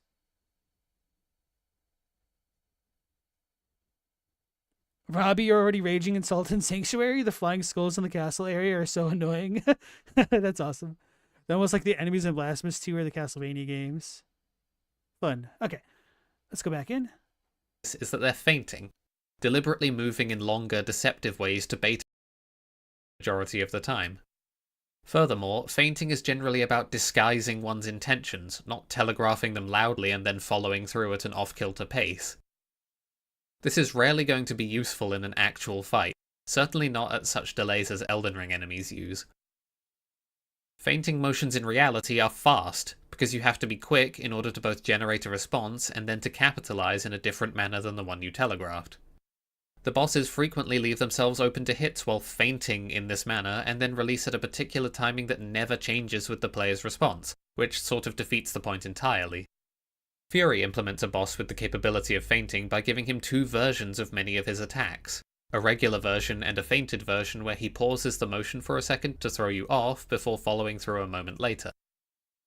Not only does this read much more intuitively as a feint, its presence as altered versions of the same moves keeps the player in a position of having to closely watch the attacks that can be feinted long after they've already learned the timings. Whereas in Elden Ring, once I know it, I know it. Fury also has a much clearer audio-visual environment for the player to pass information, lacking sprawling monstrosity bosses and the sort of visual clutter that can make subtle motions like this much harder to pick up. In simple terms, the motion is much more overtly deceptive, but the player is much more equipped to understand and deal with it, and the boss's own movements aren't strangely built around the timing of the player's defensive ability. Which brings me to a meta concern. How does the boss know that I'm going to defend myself by rolling in the first place? How do they know this and behave this way even if I never once roll to evade their damage? Say I walk in with a Great Shield tank build, for instance. For most of these bosses, they've never even seen you before, let alone have this intimate understanding of how you fight. Contrary to supporting immersion, this is harmful to it, as it further exposes the reality that bosses are not in fact entities of their own, but are sequences of code designed to challenge you, and designed, in later games, to respond to player behaviour, not character behavior. Rolana doesn't learn me in any way, certainly not one that resembles how I learn her, and once I do learn her, her feints accomplish nothing outside of getting her hit. And she's never How do you guys feel about that part of the video? going to stop doing them, and she's never going to stop getting hit for them. Looking back through the series, you can see behavior like this getting more and more rampant. Shadow of the Erdtree is not special in this capacity, just a continuation of a trend getting more and more severe. Anyways, once you have her balked sense of movement committed to memory through rote ice pick attempts, she's not too bad of a boss. You can get in. I just like how we had like how many minutes? Like 5 minutes of complaining about Rolana, only to get to she's not too bad of a boss. I mean that is kind of how it feels sometimes. Like, oh man, this boss is bullcrap your first time like fighting them, and then after you beat them, you're like, oh yeah, they weren't too bad. I'm just special. So hey Zafe, nice to see you again. Is he mad he figured out how to fight the boss? I don't think so. You've been listening on and off Safe as you do other stuff, but off-kilter rhythm breaking and timing is a big part of actual boxing. 100%, yes. Delaying a punch or kick isn't that uncommon in real combat. I think his issue is that they aren't real feints because their AI doesn't change based, or like it doesn't react based off of what the character does, which I think is kind of true to an extent. So it seems like he's more upset about bosses having sequences of attacks rather than being responsive to what the player does, which I think is fair, but that's also probably a league beyond the kind of current combat capabilities of a game like Elden Ring or like most Souls-likes. Like it would take a lot of time to develop that and not make it feel like ass, and also not be too punishing against players. Like at the end of the day, these games are designed to be beaten, so they're in a way like they kind of are easy with enough pattern recognition. It's just if you design a full-on AI system that can respond so delicately to the player's commands, they'll have to come up with more meta ways to game the system, perhaps. So that can definitely happen. It's always a bit of a case of a cat and mouse, because as soon as like you develop one strategy, the AI can respond to it. I guess like amiibos in Smash Bros might be something similar to what I'm talking about, because the amiibos can kind of learn after you. But I mean, the amiibos are literally designed to cheat by giving them higher stats than player characters can achieve, which is kind of funny because they know the AI isn't that good.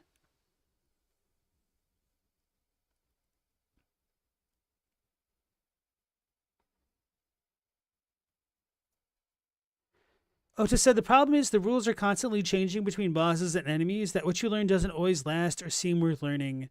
And I think that's probably fair, that a lot of the scrub type enemies don't really match the intricacy of the bosses. And so they feel a little bit imbalanced in a general sense between the difficulty curve between normal enemies and boss encounters.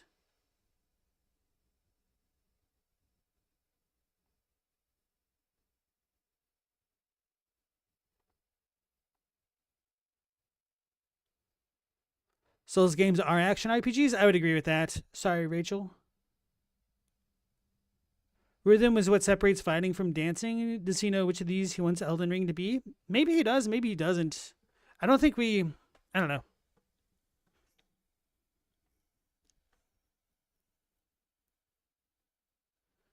Zafe says a lot of combos are trained as a chain that athletes deliver on muscle memory. That's true. Sometimes to their detriment. Very, very true. That's why Volk got kicked in the head and knocked out, because he strafed to his right.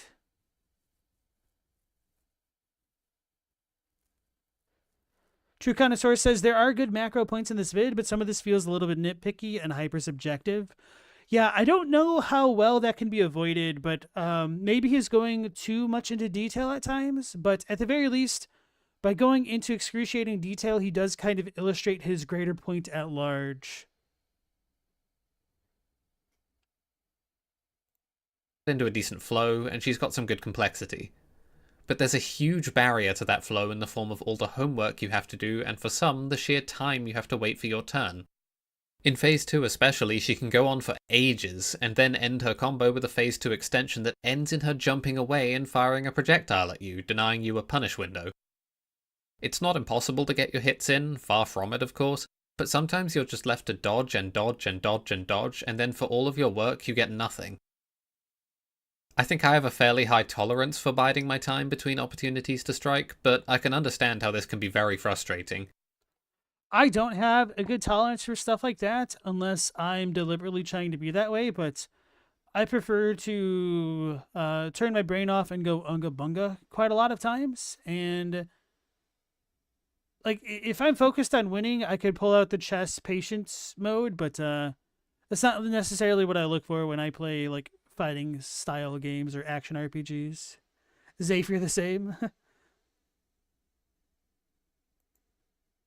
The intense time between opportunities to attack even once, coupled with the lack of value on each individual strike due to the boss's inflated health pools, was a bit grating even for me.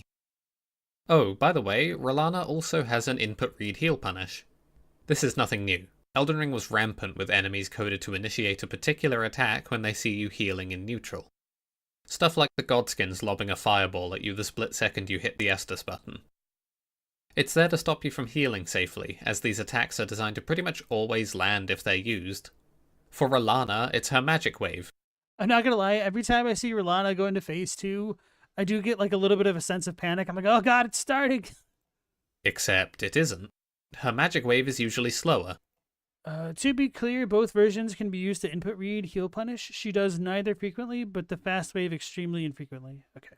She has a faster version of the move that she can use out of neutral specifically for the purposes of heal punishing. The thing is, though, she only uses it once in a blue moon.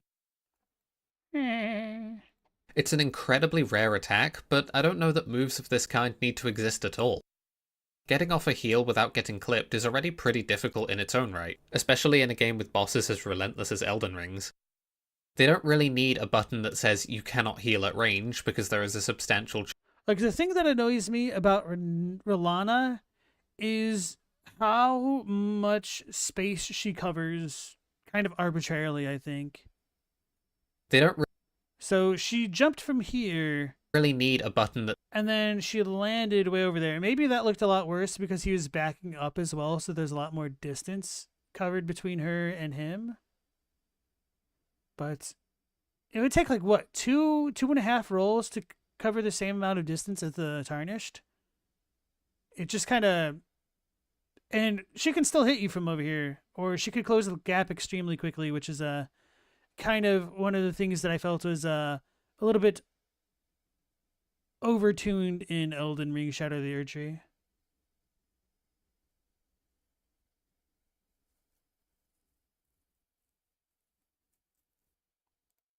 that says you cannot heal at range because there is a substantial chance that I will do a hard-coded attack that is guaranteed to hit you out of it.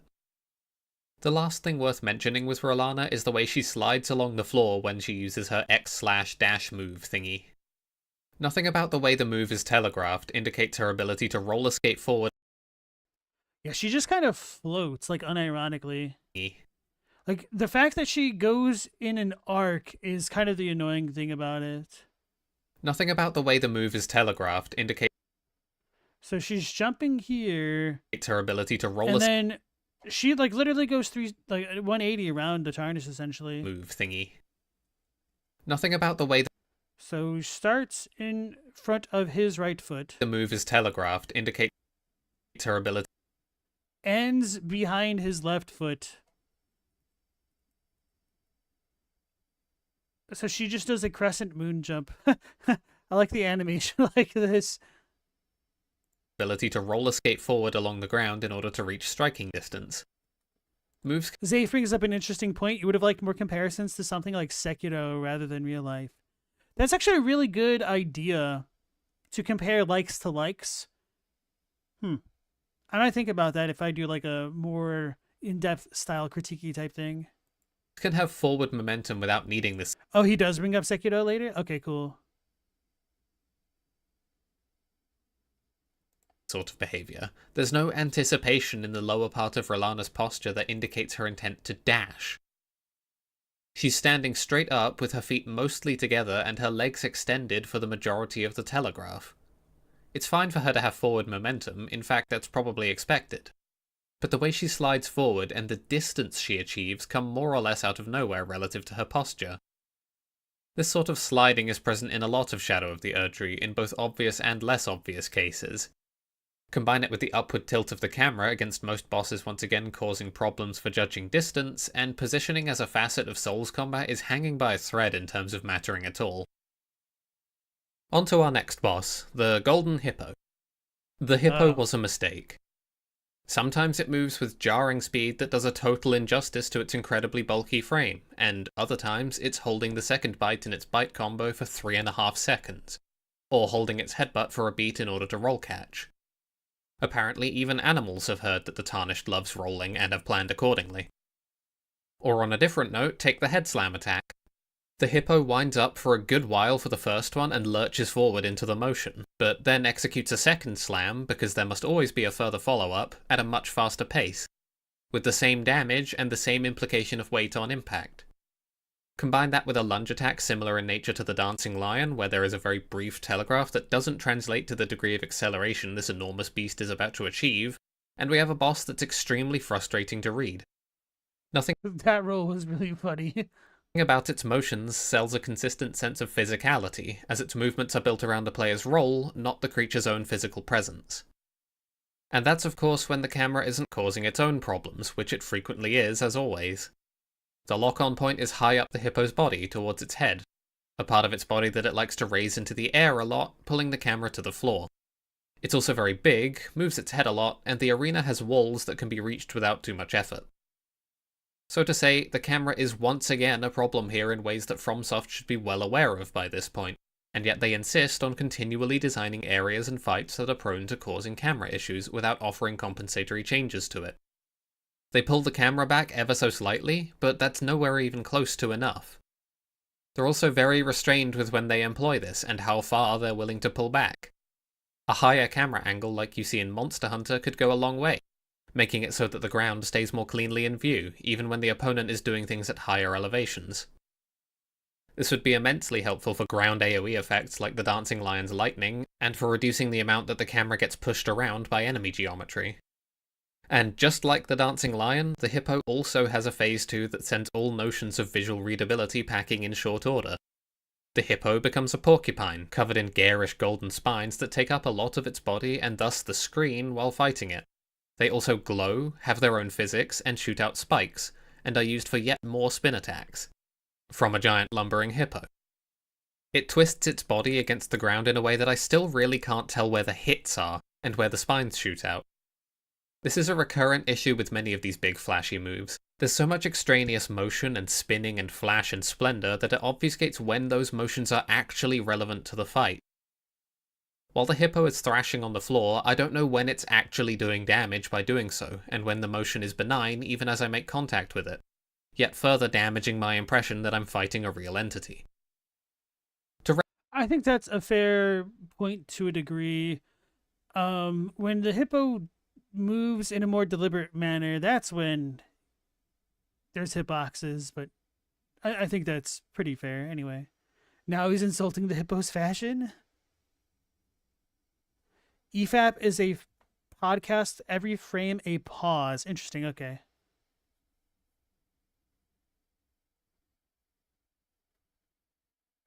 Rachel doesn't believe this man has ever fought a real entity. It's probably a good thing. Round off the beast himself, the hippo also has a big roly-poly that does exactly what you would expect to the camera. All of these delays and camera-eating motions and inconsistent senses of weight make for an extremely unpleasant gameplay experience in which you're hard-pressed to determine what is actually happening to you.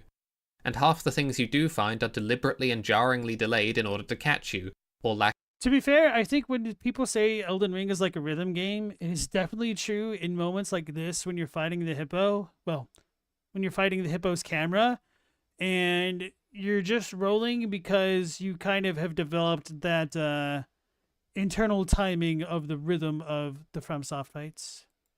Lack a sense of timing or aftermath. It'd be really fun by which I mean fun in the Schadenfreude kind of sense, to see what a brand new player's reaction to the hippo would be like if they just got thrown into this fight. Oh God, could you imagine instead of the Taurus demon, you had to fight the golden hippo in this room? In the action that would do justice to the weight being thrown around, or the force behind emotion. Because these things just aren't important to FromSoft. What's important is how many times they can catch you. After the hippo, the next boss you're likely to fight is the big man himself, the poster boy Mesmer. And frankly, he's actually quite good. I enjoyed fighting him quite a lot.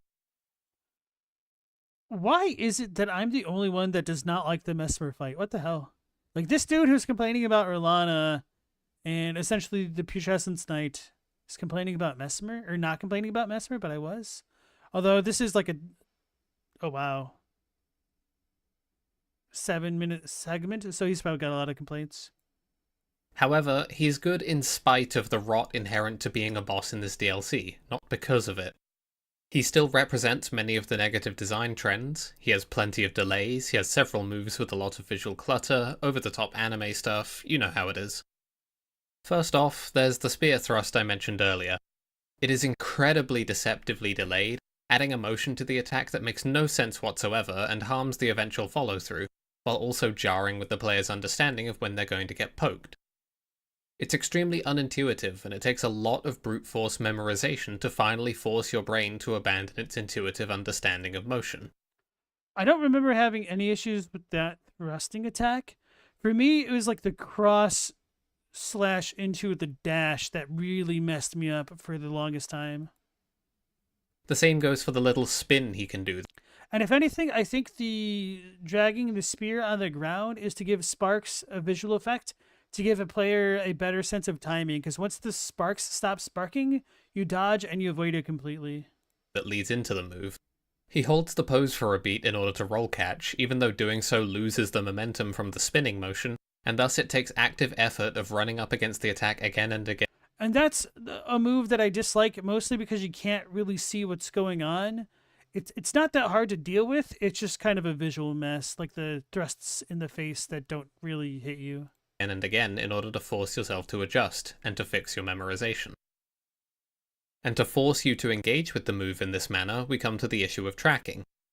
Elden Ring has an enormous tracking issue, and it's heavily tied to the delays, I think. See, the problem with a lot of these incredibly delayed moves is that if a player just moves, they would, without incredibly severe tracking, stand absolutely no chance of ever hitting anything. This big delayed stab? It'd never hit me if I could just strafe left around him. Malenia's jumping stab would never connect if I could strafe, so she needs to be able to spin on a dime to any angle in order to ensure that the player has to interact with the attack. Rellana's strings operate similarly. She needs to be able to flip her facing 180 degrees for some of her finishers, or she'd launch off to Narnia. One of that was pretty bad. Flip her facing. Alright, this one right here. So she's backwards.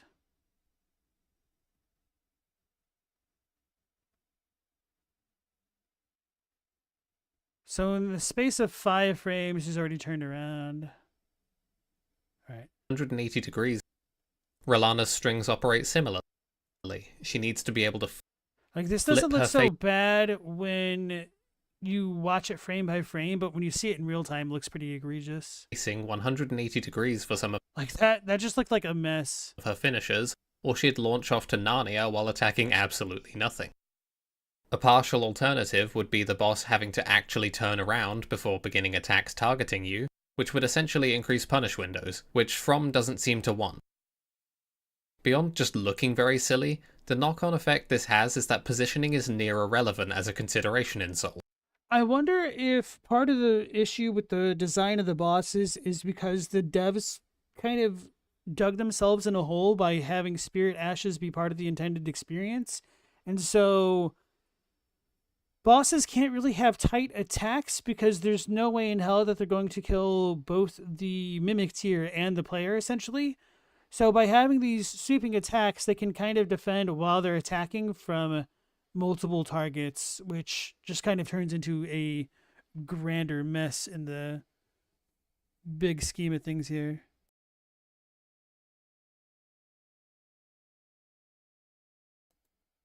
His footage might have been recorded at night in game. I guess this part is outdoors, isn't it? But if he's been dying, it should always reset to dawn, so I don't think that would work. It matters insofar as you roll certain attacks in a particular direction, but where you stand doesn't really mean anything for your ability to work around the foe's moveset, certainly not in any consistent sense. So what we have... Maybe he likes fighting at night? You know, that's probably fair. That would really suck to me to try to reset the time every time after a boss death, though. Not that I died to a Rolana 100 times. No siree. Here is a negative design Ouroboros death spiral. Delays come at least partially from the lack of levers in the combat system to adjust difficulty, and to make sure these attacks stand any chance of hitting anything at all, they need... Bro, that's so rough, though. Hold on. Just difficulty. And to make sure these... He gets the punish. She's in front of him. And 3309? These attacks stand any... Within the span of a second, she's already behind him. Chance of hitting... And attacking. Wow, he went from punishing to being attacked in the span of a second from the back. It's pretty rough. Hitting anything at all, they need to track to a degree heretofore unheard of. A second problem is introduced to deal with the design ramifications of the first problematic practice. It's like trying a program of preemptive chemotherapy. It seems that FromSoft really doesn't want you spacing around attacks, or finding ways to avoid them that don't entail strictly a use of a defensive measure.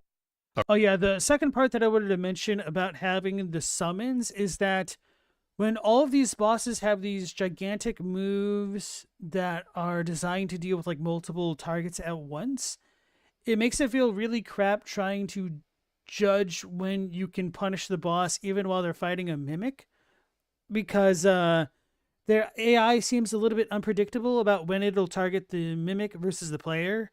And I've got a ton of footage of me trying to get actually decent footage of the Divine Dancing Lion using my mimic and hiding my main character in the corner. And the Divine Dancing Lion will just stop focusing on the mimic for no reason whatsoever to hyper focus on me. So the bosses are heavily tuned to just lose aggro on secondary targets to go against the main one, which is a choice. A roll, a block, or a parry. It's possible sometimes, even with moves like Mesmer's Stab, but boy does it look ridiculous when you manage to pull it off, and it certainly isn't consistent for the vast majority of moves.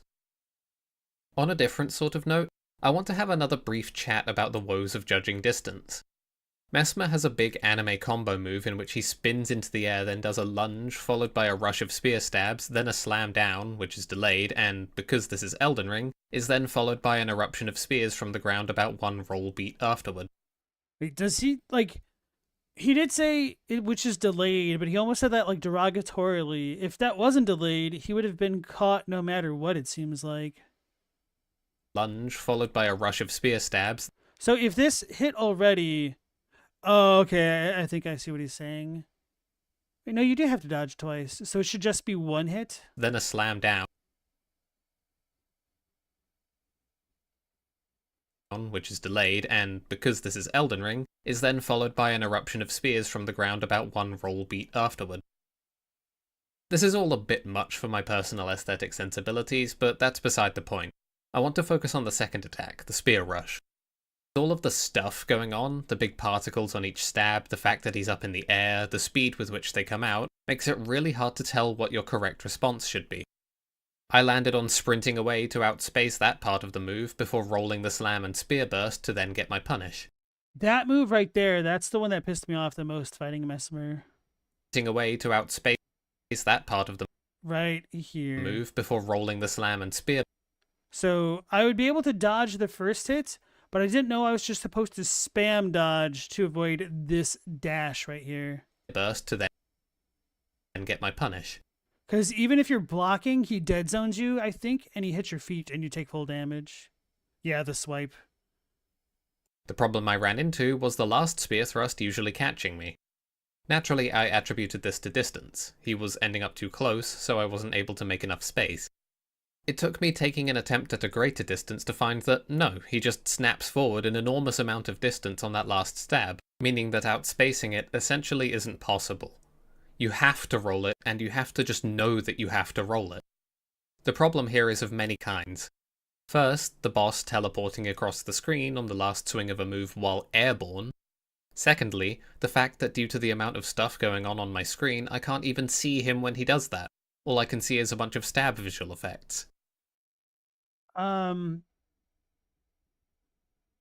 don't want to say to be fair, because this kind of isn't fair, but if you've played enough FromSoft games, it's kind of become game shorthand that you don't roll directly backwards against polearm users because they have obscene amounts of range, and you're supposed to go a little bit more to the sides. So I definitely understand his frustrations, though.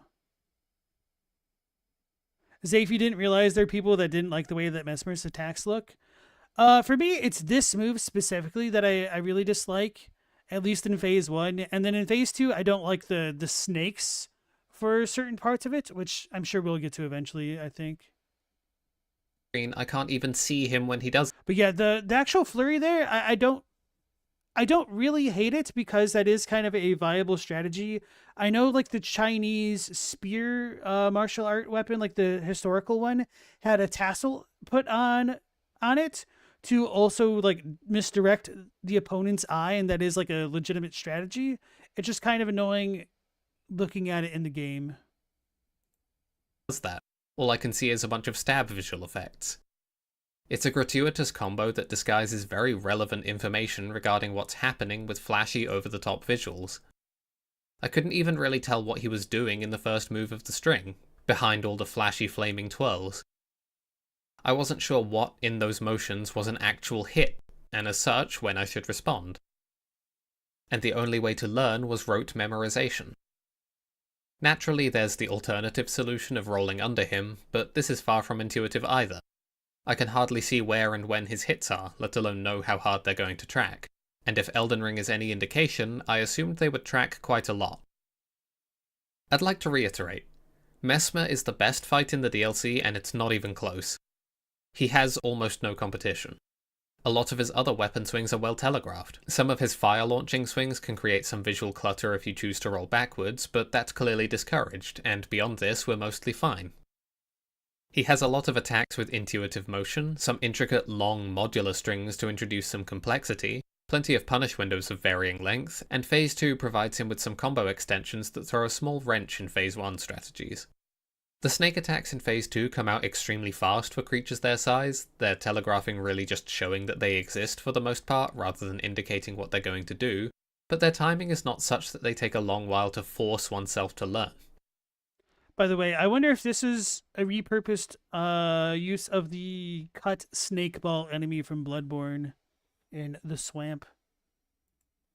The ultimate snake combo thing is a bit gratuitous. I guess it's technically not the swamp, it's the Forbidden Woods.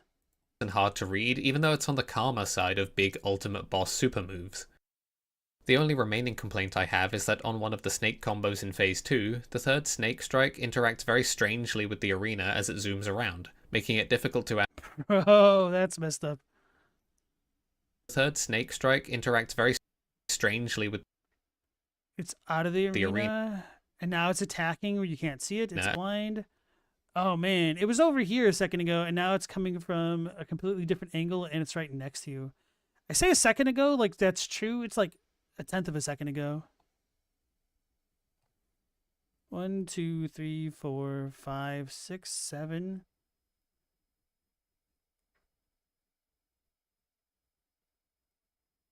So it's like 10 frames. as it Bruh. That's rough. Oto, you enjoyed how flashy FF16 was, so this wasn't too bad for you either. I don't know. I kind of hated what they did with FF16. Like, there's just way too many particle effects for no good reason sometimes. Zooms around, making it difficult to ascertain what it's even doing, let alone when it's going to strike. Add this to the positioning disorientation from its spinning, and you then end up able to roll back into its attack path, getting roll caught in its lingering hitbox as it raises upward. It's very hard to determine what's going wrong when this happens, or what ought to be done to stop it from happening. The visual information is just not clear enough to make that determination. Certainly not after a small number of times seeing the move. Either way, maybe it's a testament to something going on at FromSoft that Mesmer is as fun to fight as he is, despite all of the design rot bringing him See, that's one of the things that I dislike in the second phase. going on He does this spinning attack, FromSoft he lands. that Mesmer You is can punish this and be fine, but then he has another iteration where he'll do the spinning attack, and then the snake will come out, and you'll get punished for trying to punish him, which I wish that kind of thing was a little bit more clear, other than having to literally learn every individual move with the boss's toolkit. as fun to fight as he is, despite all of the design rot bringing him down.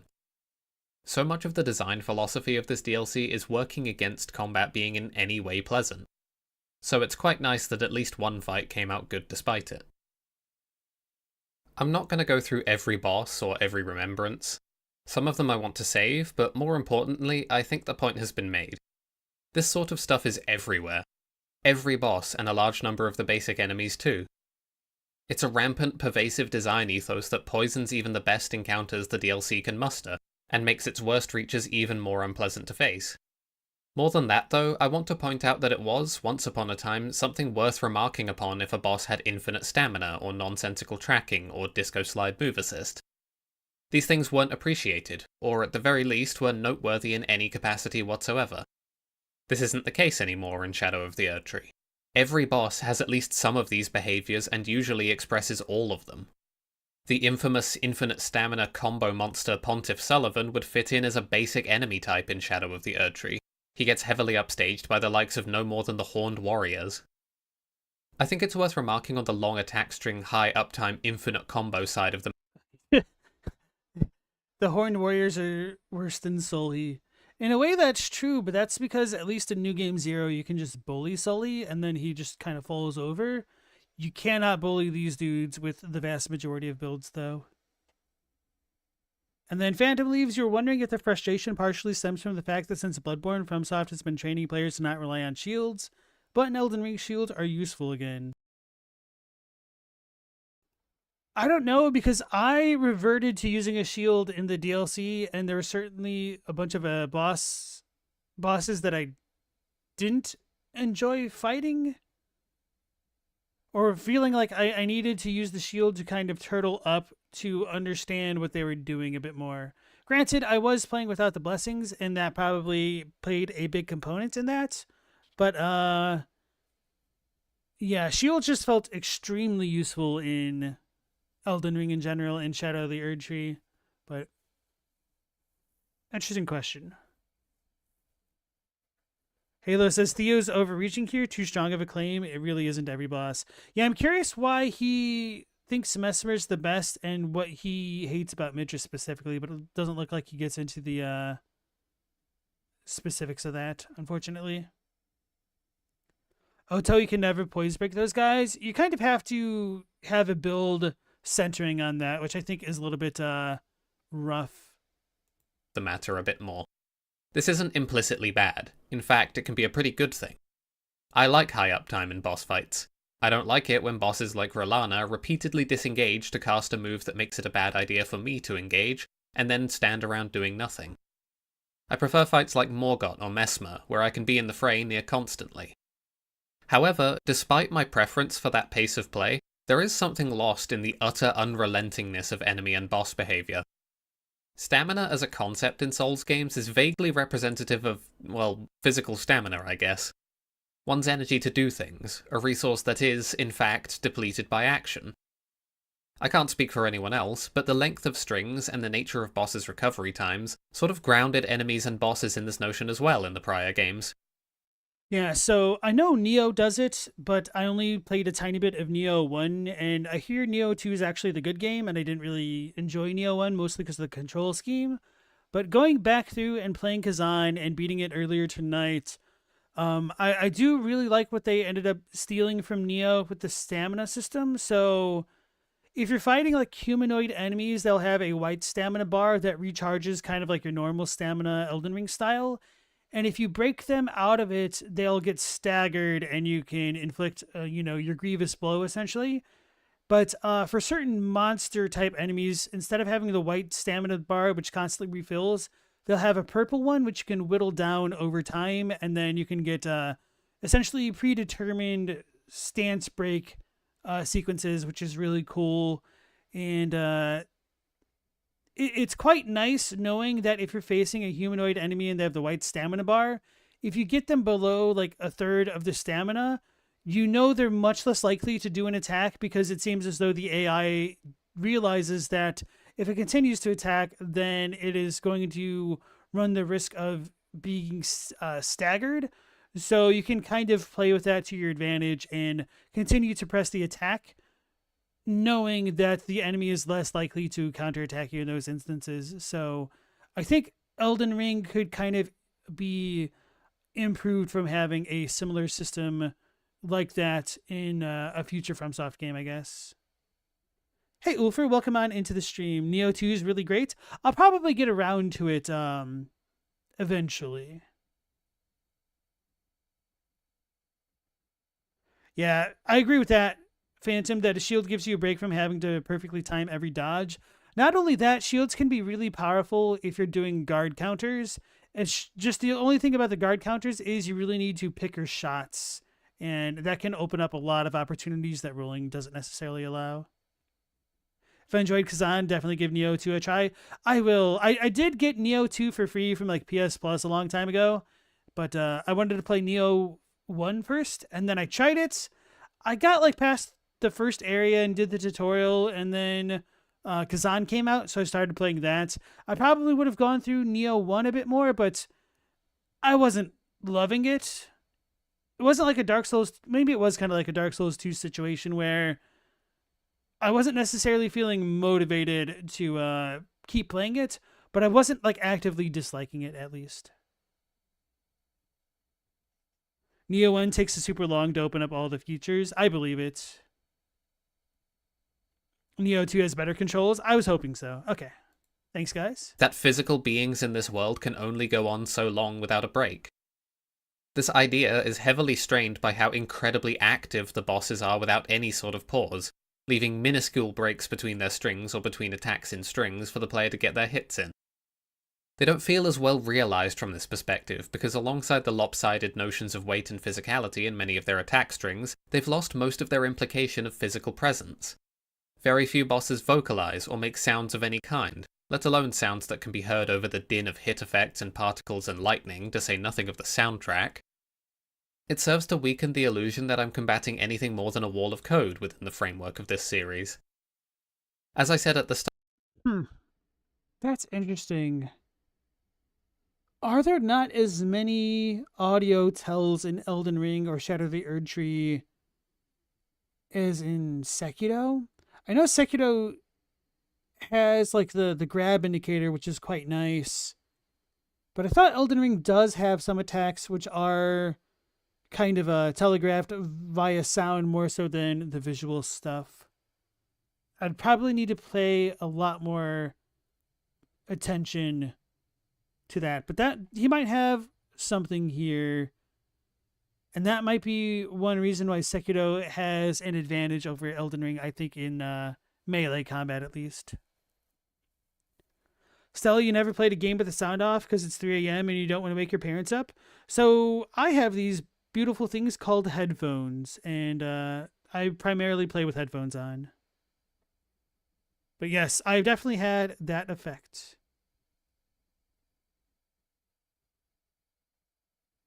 John says that's not true with the sounds. The big snake moves he was talking about have tells with their hisses. Okay.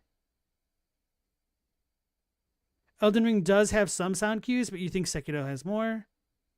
The magic's pretty easy to hear and recognize. True. Pixie said Sekiro felt way more gamey than Elden Ring, with the light ups for strong attacks and the rhythm which you enjoyed of deflects. I would definitely agree that Sekiro feels a lot more gamey, but I also don't think it's not a coincidence that many people compare Sekiro more to a rhythm game once you understand the fundamentals of combat as well. Did my headphones plug into a TV in 2000 though? Well, I'm talking about today. But back in the day, no. We're spoiled by modern day PC gaming. We are. You young kids, you don't know how good you have it. Back in my day, we had to go to the GameStop to get a video game. Start, Souls games used to be quite grounded in their styling. Animation commitment, the over-exaggerated manners in which your characters swing their weapons, and the heaviness of your roll and the stamina system itself, they all existed to bring the high fantasy down to the ground, to make it heavier, weightier, more rugged and less empowering. You're not that special, and the world around you is heavily decayed and very dangerous. Hence why the games are so punishing. I like all the boomer takes that inspired in the chat. We went to the GameStop uphill both ways. We had to change to Channel 3 and we liked it. We had to hold the flashlight to our Game Boys to play at night. Imagine having a family that would allow you to use a flashlight on your Game Boy. What else is I gonna say? Oh yeah. So talking about like spoiling the younger generation, I guess in a way, I think our generation may have been spoiled in a different way by having access to such fantastical storefronts known as video rental stores. So Blockbuster, video rental, whatever you call it, being able to try like a bunch of different games or movies for a nominal fee was quite nice. Now we do have some like game demos in Steam, but I don't know, the vibes are just way different. So I definitely there's a certain nostalgia to like the video store to me as a kid, and like I remember being so excited to be able to go to the video store on like a day that my mom was off or something, and getting to peruse the aisles, and I don't know, it's just a bit different, but I'm sure like kids have their own stand-ins for that experience now. Oto said, who said they allowed you? Blockbusters is fantastic. Yeah, buddy. Zafe remembers playing some serious stinkers too, though, from Blockbuster. Oh, man. That reminds me. So I got the Page Master from Blockbuster, and I got to the end of the game, and then the game's like, hey, you cheated. You stink. You're a cheater. Cheater, cheater, cheater, cheater, cheater. I'm like, bro, what the hell? So apparently in the Page Master for Super Nintendo, they literally want you to clear every single level, even though they will allow you to skip levels. And otherwise, they just call you a cheater. There's a Page Master game? Yes, it was not great. Yeah. Think of like, we have Aladdin on Sega Genesis at home. Stella says, good news, after corporations finish wrecking the internet, video rental places will be back. I doubt it. We'll be surfing them seven seas.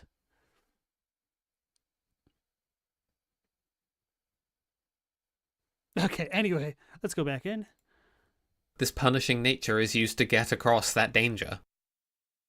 As an example of sensibilities like this being lost, look no further than Bale. Bale the Dread, the huge, lumbering, brutish-looking dragon, maimed and heavily wounded from its battle with Placidusax. It's a cool visual design. He's missing his leg, and his wings are tattered to the point that he can use one of them as a bone stake. That's the move I want to talk about primarily, though. He rears up, brandishing his stake wing as it crackles with lightning, clearly telegraphing and using From's still strong presentational styling to convey all sorts of power behind this attack as he drives the wing bone into the ground. This weight is then done an incredible injustice as he just slides his wing free after ramming it several meters into the rock of his arena. This is done in... And that was actually similar to the criticisms that I levied against Bale in my Shadow the Erdtree kind of reaction first impressions video.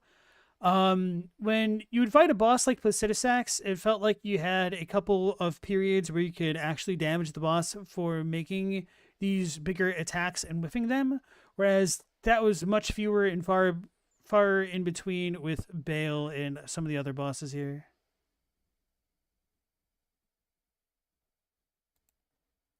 In service of increasing his uptime, as he can follow this move with a bizarrely fast wing swipe combo with his other wing, limiting the player's punish window. It's fast enough that it looks like a fairly explicit animation cancel, and it's not the only one. The Dancing Lion can cancel its head slam recovery into its grab. Midra can cancel his phase transition nuke's recovery into a couple of things. Radahn can... that's pretty bad, the lack of clarity on that attack. Cancel a whole bunch of his recovery animations into quick short moves, and Gaius can cancel multiple moves into his charge. The list goes... Yeah, that one hurts my soul. Goes on. I don't mind my punish window being limited. I got my R1 on Bale's face. I'm happy. I mind the Man, screw that. No, you gotta do some real damage. loss of weight behind the attack, as its force is not done justice by the speed with which he recovers from it. Big attacks with lots of power behind them don't tend to be easily recovered from. When you throw the entire weight of your body behind some motion, you don't pick yourself up that quickly. In animation, this aftermath helps to communicate the power behind a strike. Power that is compromised when the recovery is sped up, borderline cancelled out of.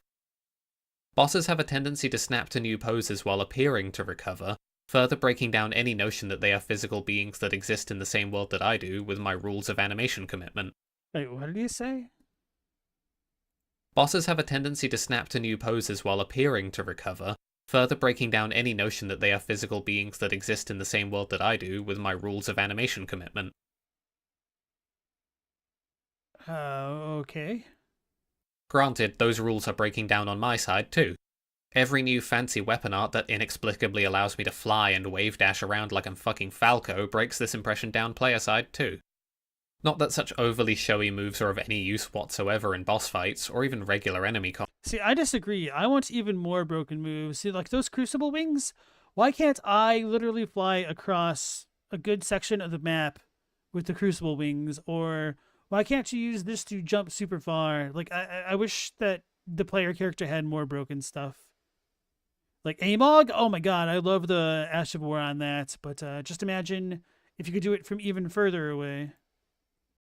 combat most of the time. They're typically pretty useless. And that's where all of these sorts of systems are leading, to a total breakdown of the immersive quality of the game. My mode of engagement has changed gears, so to speak, such that I'm immersed only in the challenge presented to me and no other aspect of it beyond that challenge.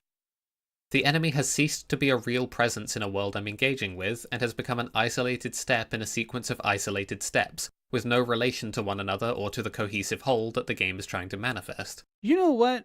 I think rather than complaining about the enemy strings of attacks, it almost might be a bit easier to illustrate the point that, wait a second, Radon just did all these attacks, Steps, with and now he slows down? Why is he slowing down now of all times? Why doesn't he just keep attacking? Like, if anything, that's probably one of the issues. Like, it feels out of place at this point when the enemies stop for anything almost, unless they're doing like a delayed attack.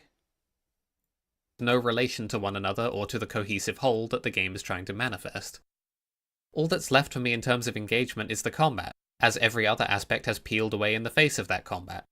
It's hard for me to be invested in Gaius as a real entity when I'm incentivized to dodge roll directly through his bore in order to dodge the charge.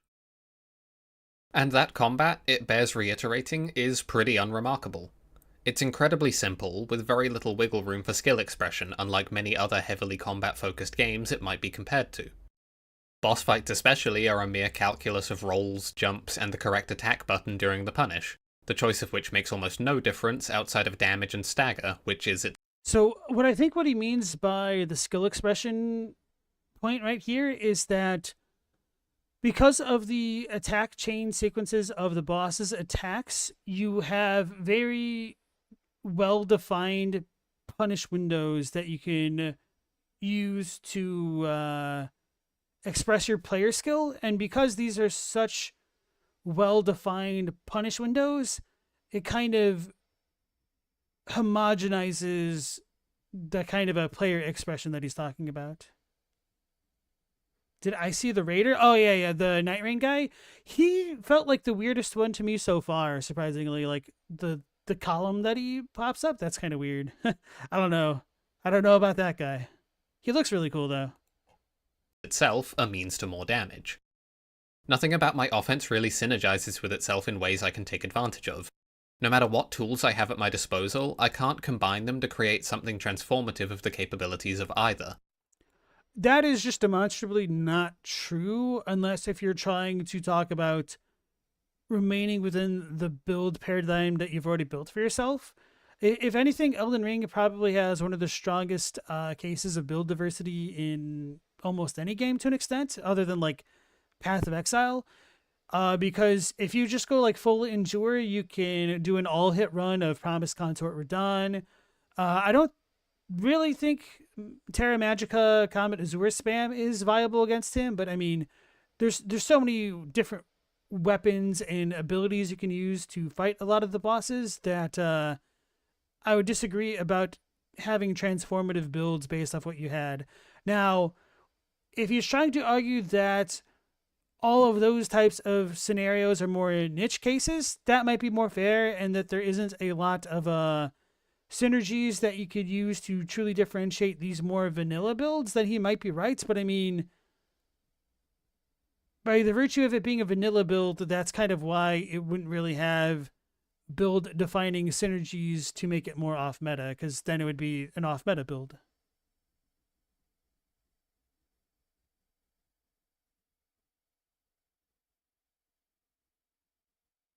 Halo says there's also so many alternative mini builds you can make for any build to take on certain challenges with the same stats.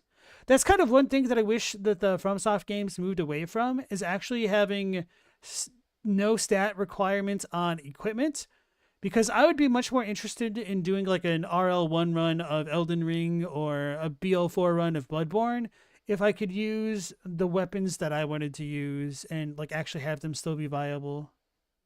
Or like the equipment rather than just the weapons specifically. I want to look good, damn it. Nor is there much of a positional aspect due to the incredible move assist and tracking. It crops up here and there in vestigial form, but it's clearly not a staple anymore. Compare across to Monster Hunter. Where I choose to stand when I fight a monster has a lot of bearing on my relative safety, especially because I can't as reliably roll through just about any attack that comes my way. You often avoid attacks by simply not being where they hit, or using your roll to physically get out of the way of attacks, rather than using its invulnerability frames. You can use iframes, and frequently do with things like Superman dives and certain weapon abilities, but they're by no means your primary and only means of defense. Like I said, much more of your defense is positional. You'll notice I'm spending a lot of my time sprinting in proximity to the monster to evade its attacks and find my way in, which, by the way, so happens to also put a lot of pressure on my stamina in this fight. Your offense is more complicated too. Weapons have much larger movesets than Souls weapons do, and the difference between Monster Hunter weapon types as compared to Souls weapon types is much larger. In Monster Hunter, weapons have capabilities that no other weapons do. They're capable of mechanics that no other weapon has access to, or otherwise play in ways that dramatically alter how you can fight a monster. Insect Glaive is the only weapon that has ready access to the air for evasion and safe attacking. Longsword has best access to counters, alongside very high uptime, as its entire moveset can essentially form a closed loop. Ask a Charge Blade player and a Switch Axe player their experience with a Tempered Diablos, and you'll get very different answers. Even simply optimizing a punish window on a particular weapon requires a level of understanding of the weapon in order to optimize your strings to each given opening. The design pillar of animation commitment works with the larger movesets and the need to attack more than a single time, typically, to create an environment in which there's a lot to learn regarding how to appropriately work through your moveset in any given window. Go even further afield, out to stylish action with things like Devil May Cry or Bayonetta, and it's even more stark. Watch two good Dante players play, and they will do things you never knew were possible differently by manipulating different bits of the moveset in a variety of ways. Their gameplay will be completely different within the exact same set of tools. Meanwhile, after I beat Radahn, I went to look up some gameplay of him. I watched friends fight him, I watched challenge runners fight him, I watched streamers fight him. And what I saw, each and every time, was essentially just my gameplay. My gameplay, but more refined and well executed. And that's sort of the fundamental issue I have. There's not much skill expression in Souls games due to their lack of depth. The skill expression is relegated almost entirely to the discovery of and interaction with punish windows. In other words, finding the times you can hit and how hard you can hit.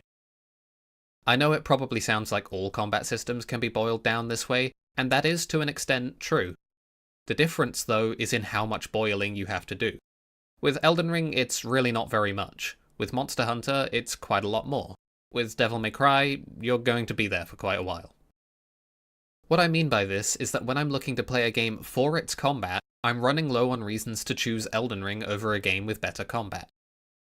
There is satisfaction in learning complex boss movesets, but as they become less and less and less readable, I find myself having to fight my own reflexes more and more in order to attain mastery over the fight.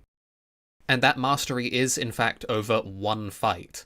Past a certain point, meaning baseline familiarity and fluency with the mechanics, learning is no longer generalized in Souls. Because the name of the game is in the memorization of specific boss patterns, what is gained from learning one boss doesn't really apply outside of that boss. Maybe some things do, perhaps particularly. That's kind of an interesting point that the skill set doesn't transfer between bosses. I think the more familiar you are with FromSoft games, that's true, but there is a kind of general player IQ that is learned.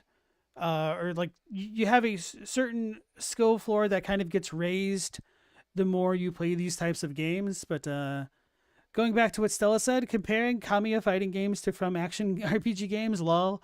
So I think that's supposed to go back to the whole point that when you're fighting the bosses in FromSoft games, you're more or less just trying to capitalize on punish windows rather than using a diverse tool set to express your skill against them. It's all just wait for the proper position or timing to attack and follow that up. Although part of me does think that this kind of a breakdown might be a little bit too regressive, and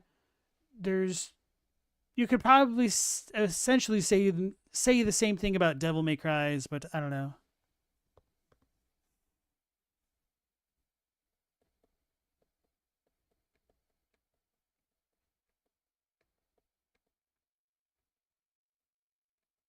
Phantom Leaf says Liza P wins again. Then Dash Cat said the final boss in Liza P's phase 1 is all moves from weapons you can use in the game. It is quite nice when games can kind of like make that work and feel properly balanced, I guess. Particular game trends, like learning about every jumping ground slam in Elden Ring having a delayed explosion, but nothing really beyond basic terms that don't actually improve your gameplay, just your savviness to trends. I can't even learn Yep, that's the move that got me. that I should expect delays, because attacks are not consistently delayed across all fights, and many foes, even those with plentiful delays, will have plenty of quicker attacks too.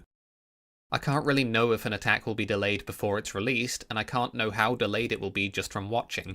It's something that has to just be figured out against the impulse to respond to incoming danger by simply seeing what happens over and over and over. Because of this visual mistrust, and because of the incredibly strong role of memorization, and because of the incredibly low So I think it might help illustrate his point if he were to compare some of these cases where he thinks it's bad to some cases where it's good or done right.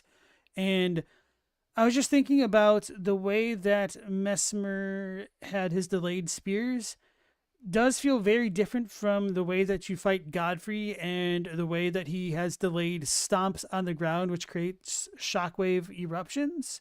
And so, long story short, Godfrey's shockwave stomping good, Mesmer spear stab bad? Question mark. execution barrier for aspects of the game that do not directly pertain to pressing circle at the correct timing, my proficiency at a boss doesn't translate to proficiency at another boss.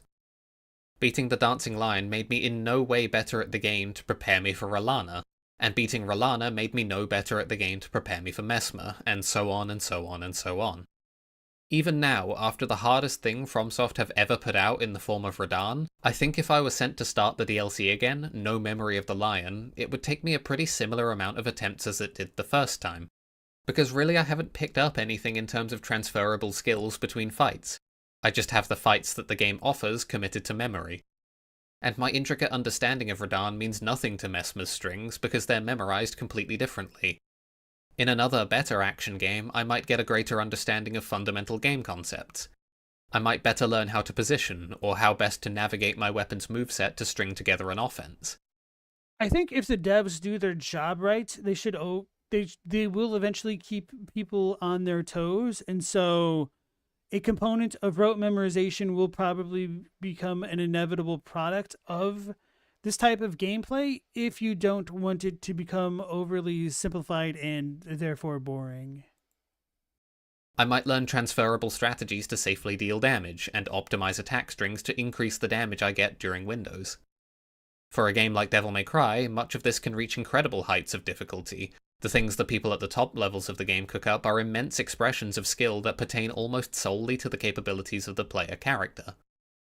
When you then put skill-expressive space like this up against a roster of varied enemies and bosses, you then find out that a huge amount is possible. You can burn hours upon hours in the game and not even come close to reaching what might be the skill ceiling. And frankly, I'd rather spend my time exploring that space rather than on trying to execute on rolling through boss patterns a bit better. I can understand the appeal of the linear challenge, but the design of that challenge and its unreadability has ceased to be something that I'm really interested in. I'd like to explore more skills than just memorization of and rolling through attack patterns. The memorization part of this process has ceased to be something that I'm interested in, when I feel like I'm unable to put any real trust in the visual information I'm receiving to tell me anything about the enemy's intentions. I just won't know until I've seen it already, and sometimes I'll need to spend many subsequent attempts with that attack fighting my natural response to telegraphs that I've become aware are designed specifically to deceive me. It's uninteresting as a prospective challenge to me, as the skill resides almost solely within my memorization of attack timings, and it's also deeply harmful to any sense of immersion I might have on multiple levels.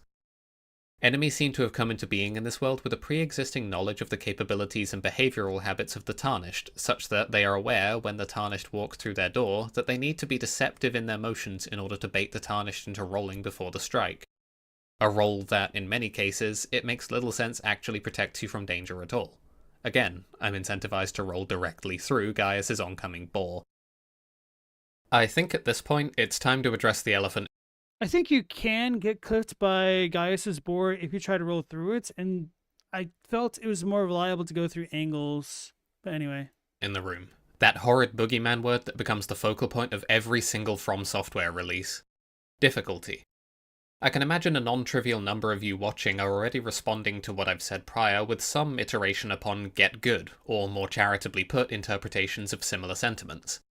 The idea being that if I were to improve at the game, these issues I have would be less pronounced, or not present at all, in that they are literal skill issues. To an extent, this isn't a player skill issue as much as it is a memorization issue, I think is probably what he's getting at here. That's right, dweeb, get good. He didn't say ludonarrative dissonance, 0 out of 10 video essay. Well, we're not there yet.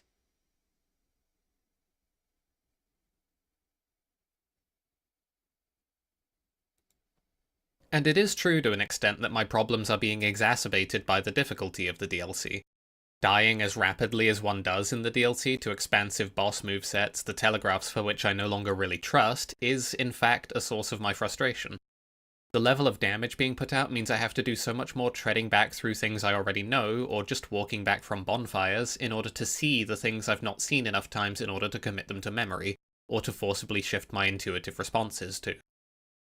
Much of my experience of Radahn was completing Phase 1 near flawlessly, then getting killed almost immediately in Phase 2 due to an inability to tell what was happening through all the visual clutter. And then I'd have to do Phase 1 again, a phase I'd already attained more than sufficient mastery over to pass through. I'm not no-hitting it every time, but I am no-hitting it sometimes, which is pretty incredible considering I'm not yet capable of beating the boss in total. And I'm doing it all just to get another look at what's happening in Phase 2, for another attempt at visually passing it. Not even really another attempt at success. The point here is not that Phase 1 should be skippable. It's to show how difficulty is exacerbating tedium. Difficulty isn't to blame, it's only enhancing frustration and tedium that is caused by other factors that went into the creation of that difficulty. So the tuning of the DLC is certainly playing a role. I personally wouldn't have given every enemy and boss as incredible damage as they have. But this is a problem much... I wonder if there's a more elegant solution to this, where if you beat a boss's one phase, then you get a permanent 50% damage buff against that phase for subsequent fights against that boss. I don't know. It might feel a little bit ham-fisted, and some players might also feel cheated out of the full experience if they were given that kind of handicap. Much less systemic and much easier to fix.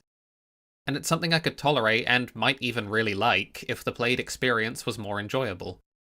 I don't really like running over bosses. My base game experience of Morgott was ruined by barreling through him without really learning anything about him. When I went back to him in a second playthrough with the ambition of killing him without taking damage, he became probably my favourite Souls boss, mechanically speaking. Assuming, of course, you can get a good fight out of him without over-leveling. So, thanks for that, open world design.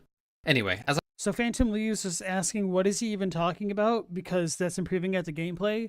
So the point is, if you get good enough at Bale to no-hit him, that doesn't necessarily help you coming in blind to a boss like Radahn. So you can't really say it's skill unless you're just talking about the skill of memorization. Like, you're not actually getting better at the game. You're getting better at reading a certain boss's command sequences here. Hey, Platinum Chip, welcome back in. As I said prior, I don't like beating a boss on my first attempt, and when I do, I don't feel like I understand them well. So to say, making these experiences too easy would be problematic as well. I begrudge the way the DLC was made difficult. There's a greater degree of complexity, which is good and appreciated, but it's brought with it the issues of readability, tracking, and occasional unpunishability that I've discussed prior. These things aren't problems because they make bosses harder, they're problems because they make the play experience worse, and those problems are then exacerbated by, to me at least, overly aggressive difficulty tuning. John Paul Cochran said, is that different from any other boss in any other games, though? Like, do you learn something from Sully that you then use in most subsequent bosses? So I think there are components of that in Sekiro, because Sekiro's maybe the easiest one to talk about. It's the best tutorialized game. So, for instance, if you first start figuring out how to dodge grab attacks from the chained ogres, that'll help you out. If you learn how to properly punish like the normal mini boss samurai guys, that'll help you just get a little bit better at your fight IQ. Once you get the Mikiri counter, and say you get that in Hirata Estate and you fight the spear guy for the first time, that skill helps you further on down the game. When you're fighting Genichiro, you need to kind of put that all together between understanding sweep attacks, Mikiri counterable attacks, grab attacks, and then when you get to this final phase, jumping and redirecting lightning-based attacks. So I do think that there is a large part of Sekiro's combat skill which does transfer between bosses, but I would still agree that there is a component of learning what boss attack patterns are what and dealing with them appropriately. So basically, the TLDR is that there's a sliding scale of like how acceptable these types of things are, and Shadow the Erdtree might feel a little bit artificially punishing, whereas a game more like Sekiro is a little bit consistent with the way that enemies telegraph their attacks and knowing what can and cannot be punished, and like how to act and react while you're dealing with enemies from recovery frames and in neutral, whereas I don't think Shadow the Erdtree is quite as strong on that front. Hey, appreciate that, Zafe. Thank you.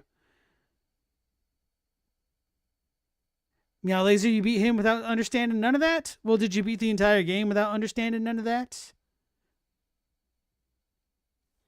And Doomfist, welcome back in.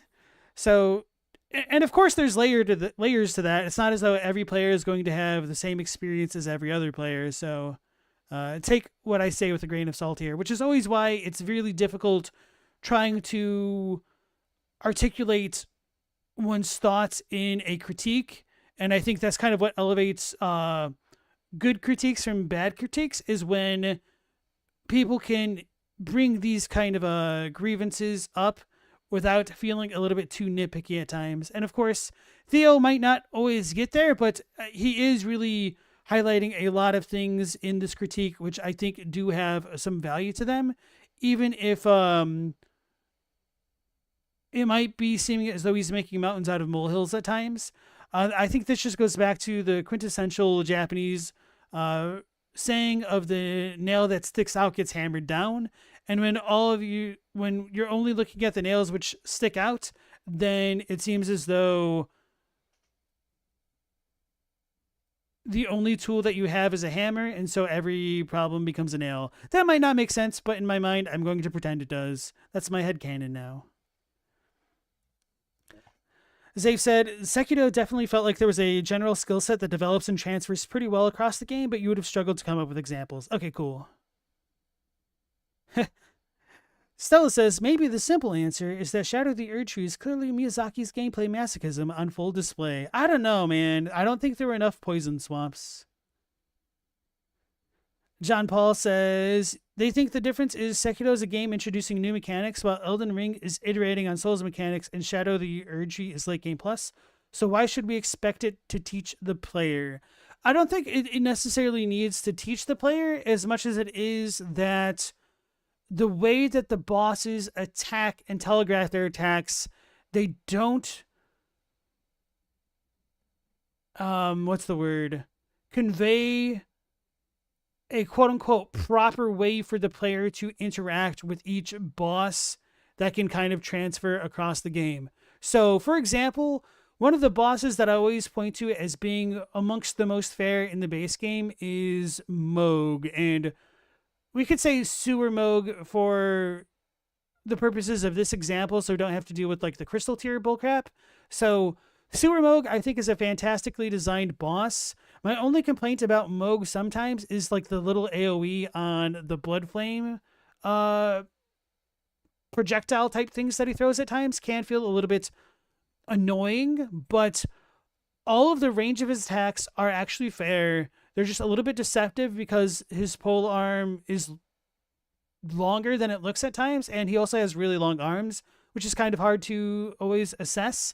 His attacks are pretty sweeping and slow and somewhat delayed, but actually when you look at his animations, they really make a lot of sense because his pole arm is just that big and it takes that time to travel. So maybe you could say that the pole arm shouldn't do as much damage for as slow as the weapon moves at times, and that could be fair. But I would say like Moog and Horalu slash Godfrey, it feels like the fighting experience that you get from fighting one of them can transfer directly into the other in terms of like understanding their attack patterns and how to move against them. Whereas that doesn't feel quite the same when you're dealing with Bale or Mesmer or Promise Consort Radahn or the Golden Hippo to a degree or Gaius. But I do think there is a little bit of an interplay between some of them, to be fair. Like, I think Rilana and Midra are kind of similar. I do think that there is a kind of similarities at hand between the Golden Hippo and Gaius, but there's other components to these fights which muck things up a bit, I guess. Hey, Kyle, nice to see you again. And Titanborn, welcome back in. Moog's your favorite boss? I think he is my favorite boss in Elden Ring as well. Hey, Jay Dixon, welcome back in. You finally beat Baldur's Gate last week. So you just caught up? Well, the good news, Jay Dixon, is Baldur's Gate 3 just got a brand new patch, so you're not done playing. Get back in there. It's a wild game. Did not anticipate your ending. Nice.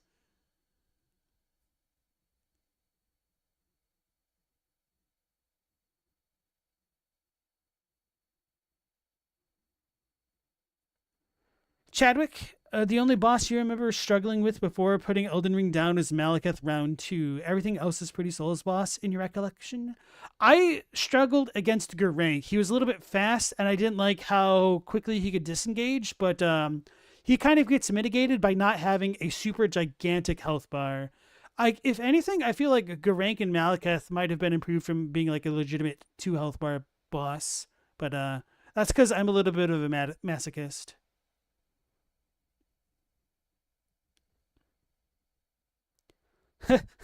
Phantom, I know it's a typo, but it's funny. Solely taught you how to party. That's awesome. Yeah, so another one would be that Gwyn taught me how to parry, but at what cost once I beat the game? Titan says, having to jump Rolana's Moonslam requiring you to jump does overlap with a few fights like Horalu and the Furnace Golems, but you don't really remember many other moves that occurred that much. Putrescence Knight has a move like that, but of course, like the presentation of the Putrescence Knight Fire and Rolana's Moonballs and Godfrey's Stomps are quite a bit different. Chadwick said, to be fair, you never finished Elden Ring. Oh yeah, Chadwick, this is a Shadow of the Erdtree critique, by the way, if you're trying to avoid some stuff. So yeah, don't look at the screen right now. It's a verboten.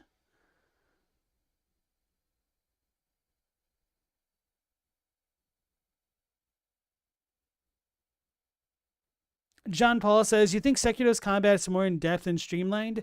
So things like jumping or Mikiri counter are more easy to spread across bosses than roll, which is usually optimal in Elden Ring. That's probably a fair assessment as well. You gave up? Okay, Chadwick. All right. Let's go back in. You certainly won't catch me complaining about the health bars of Gale, or Midir, or Orphan of Kos. There's a vague synchronicity between the size of their health bars I'll complain about Midir's health bar, but I'm not a Midir fan. and the amount of engagement their movesets can support. But maybe now you think I'm being stubborn. I'm refusing to use certain tools that the game has given me to make my way through the challenges it presents. Tools that the developers clearly had in mind, and so I am essentially causing my own suffering by ignoring.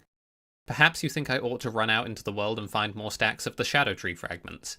I did, after all, only end the game with 13 stacks of a possible 20 on my first run, and 15 on my second. I guarantee that there's a bunch of people in the comments here that are going to flame him for this.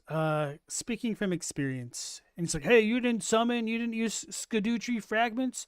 These are all the things the devs gave you. What are you, stupid?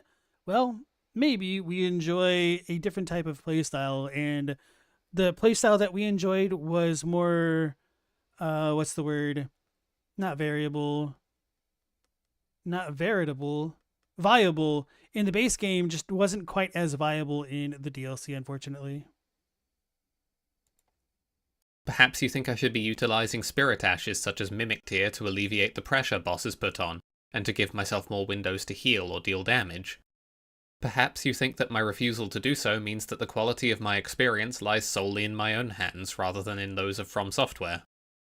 I'm going to tackle these two responses primarily, as I think it's probably quite intuitive to imagine why a player, me in this case, might not want to change up their build in order to overcome a challenge. Not that such a thing is even necessary in the first place. So, first off, Erdtree fragments. Erdtree fragments are collectibles found across the Land of Shadow that can be spent in steadily incrementing amounts to gain a percentile boost to attack and defense while in the Land of Shadow only. So to say, it's DLC-specific scaling. This system likely exists due to the fact that Elden Ring's open-world nature makes it very hard to have a singular, accurate estimate as to the player's level going into the DLC. A reasonable concern, and a good one to preempt. DLC-specific scaling is probably overall a heads-up call for FromSoft to have made, given this issue. The nature of that scaling, though, leaves something to be desired, and it's had wider-reaching consequences for the RPG mechanics. Erdtree fragments are mostly found scattered around the game's overworld. Some of them are by Miquella's crosses, and as such are easily found, but many more are hidden away, not behind any particular task, just lying around in awkward places. A few are contained within miniaturized copy-pasted hippos.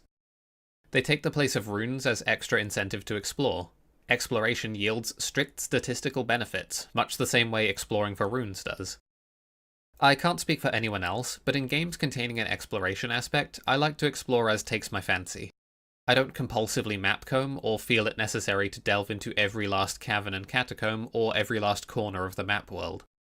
I'll go to the places I'm interested to go, and go down the main path when that interests me more. Elden Ring has a fairly strong design pillar of play. Bro, he looked at you funny. You gotta battle. What is this? Freedom, and as such, behaviours like this should be within its parameters. Elden Ring, if it values player freedom, needs to be able to handle Yeah, that's right. You gotta go fight that guy. He was looking at you funny. players exploring thoroughly, exploring not at all, and everything in between. So I don't find the argument that I ought to get back out there and explore more than I want to particularly No, don't do it. You gotta go fight. compelling. Player freedom goes for me in my decision to beat all encounters with just my weapon, no summons or fancy magic, and as much Erdtree blessing as I've found along the way, just as much as it goes for you and whatever gameplay decisions informed your playthrough, be it map combing, going back to explore after meeting a tough challenge, or whatever else it might be. I have my beliefs as to what makes a more compelling play experience, but that's frankly irrelevant. In the eyes of Elden Ring, both ought to be just as valid. The fragments also put the player in a frustrating position of having to modulate their own difficulty. Difficulty they can't really know they're going to have a problem with until running into a boss. The player is made to do the work of the developer in terms of curating their own experience, but the player, unlike the developer, has no pre-existing context for how hard something should be, or what level they will most enjoy, or even how many Shadow Tree fragments will allow them to reach an approximately correct difficulty level. I can't imagine the experience of thinking, okay, that's enough exploring, I'd like to progress a bit now, and then having the door shut in your face by excessive damage is all that fulfilling to players unwilling to bash their head against the wall.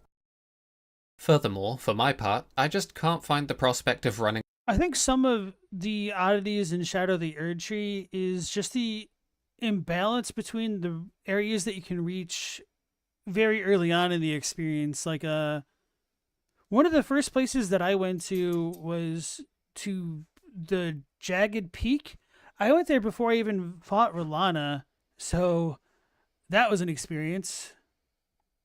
And essentially, Jagged Peak, and there's no way for me to know this, is like the equivalent of Caelid's Dragon Barrow, and is just way higher tuned than most other things in the DLC, especially around that area to begin with. Mendacious Cat says, how is this different from leveling in the base game? So in the base game, the developers can get a little bit of a better handle on what the player's intended power level should be, because they do have some quest gated features which prevent you from accessing the greater section of Altus Plateau unless you do like the Patches Ray Lucaria quest early, or if you kill Radahn, or if you become part of Ronnie's retinue, which requires killing Radahn. So essentially, unless you go to the Dragon Barrow really early, which you can, the game is balanced to be around like less than level 60-ish is what I would say. So like Weeping Peninsula is fine from level 1. Even Stormvale itself is mostly fine at level 1. Like Margit would definitely be a real pain in the ass to fight, but if you had enough of the flasks, you could do it. You could learn it for sure. So let's say like Stormvale is level 10 or 15 and above, and yeah.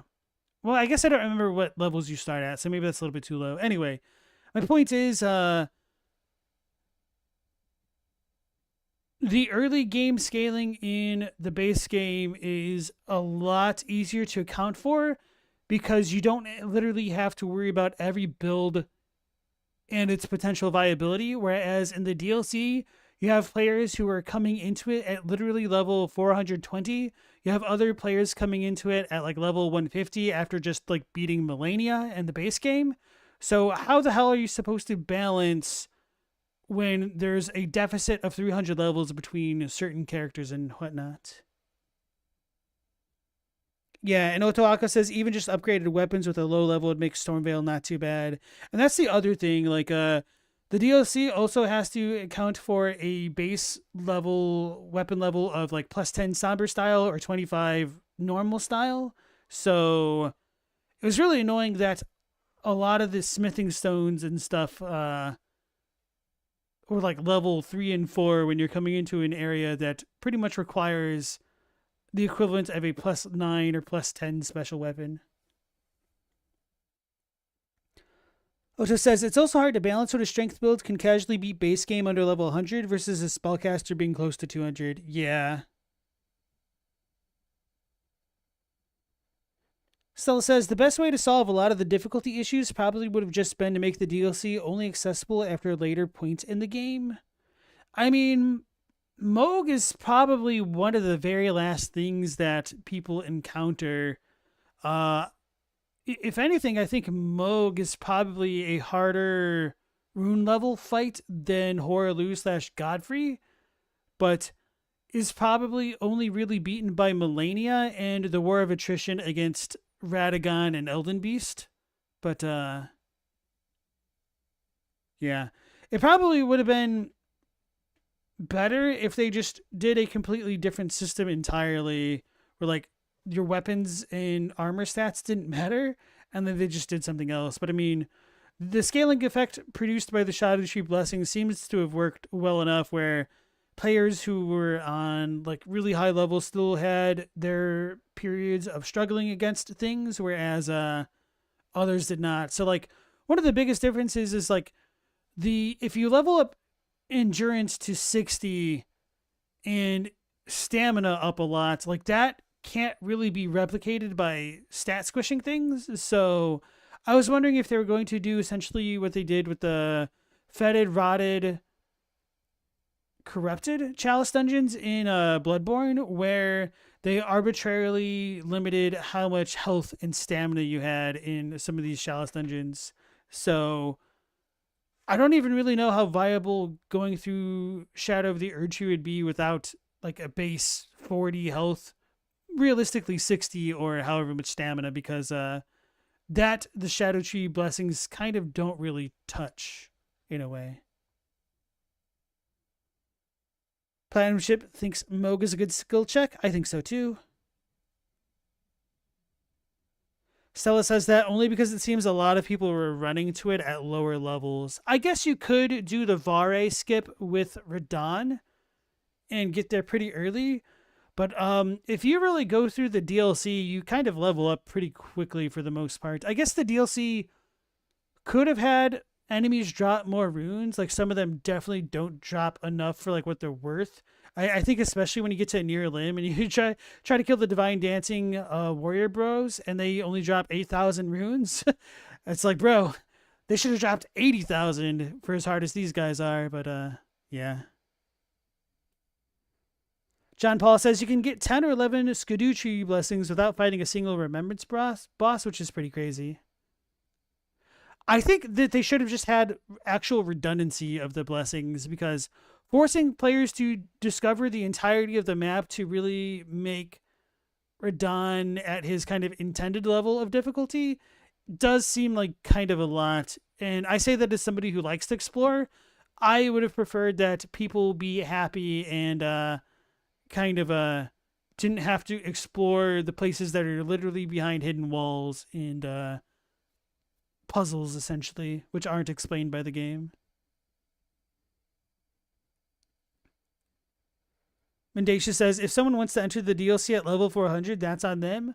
Well, not everybody wants to go back and level up a character from level 1 again, or whatever their starting level is. So I definitely recognize the challenge that the devs put on themselves, but I think part of it is because of just how many stats were available in Elden Ring that to be leveled up that high. Around the map on a scavenger hunt for particular items that could be anywhere all that appealing. I prefer exploration to find whatever might be there, not to find specific things, if that makes sense. I don't really care for the overworld content either.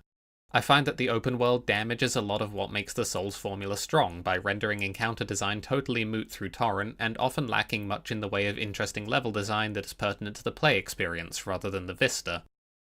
I find the dungeons in Elden Ring pretty uniformly boring, and I find the ruins a bit worse, so I'm not exactly into the idea of having to go out looking for fragments. Damn, it just sounds like he doesn't really enjoy Elden Ring at all. I definitely understand the criticisms of torrent trivializing the overworld content, though, because that is true.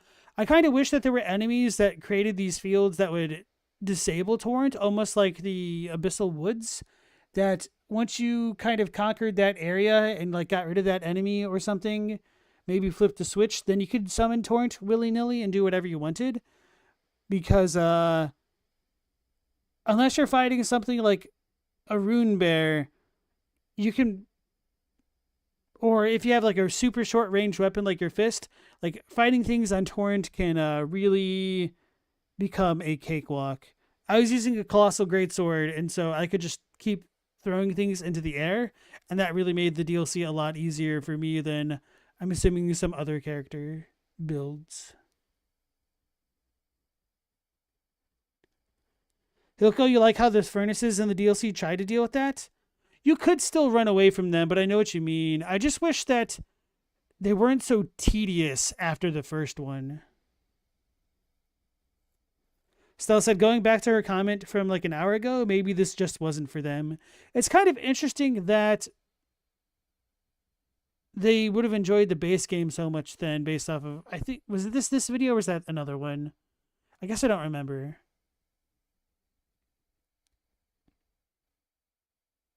John Paul said he brought up elsewhere that he thinks Elden Ring's map is sort of in opposition to the Soul series design, which is fair to a degree. Maybe. I mean, I'm sure he said that. I'm just thinking about that. Chaddock said that'd have been cool to have spiritual cancel AoE enemies prevent you from using spirit ashes or torrent until you got rid of them, like a reverse spawner. Yeah, kind of. Gigantosaurus, welcome back in. How you doing tonight? Be replacing the lack of fun I'm having learning a boss whose design I find frustrating with the lack of fun I have walking aimlessly around an open world whose design I'm not enthused by, looking for pickups on the ground. All in the name of a minor reduction in my frustration with the boss, in the form of a reduction in attempts taken, which essentially nets me time that I spent instead looking around the open world for fragments. Given this choice, I'll generally opt to grind out attempts on the boss. Next, I've received a pretty substantial sentiment that I'm ignoring a lot of tools to deal with damage, or ways to avoid damage other than rolling. I'm unduly concluding that rolling is the only option, when in fact there's many. Several Ashes of War act as evasive tools, jumping exists, shields exist, some spells even provide defensive benefits. In the face of all of this, how can I reasonably say that rolling is almost the sole defensive maneuver and stick to that in my own gameplay? It seems almost intentionally obtuse. The problem with this line of argumentation is that it is one that, again, simply pertains to difficulty. And difficulty isn't the problem. High difficulty simply serves to exacerbate what is already present.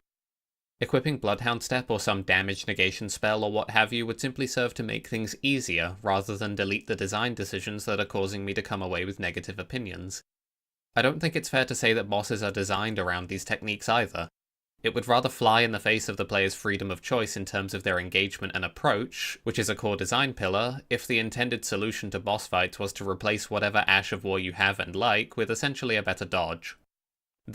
Yeah, so just to kind of say what he's saying in a bit of a different way, because I don't think the framing that he's bringing into it right now it does the best to illustrate his argument, would be that if the game is designed to allow a player to essentially fight a boss using Divine Beast Frost Stomp with the fist type weapons and to like kick them and whatnot, then the game should be able to be beaten with these tools, which it certainly is, but trying to fight this way just has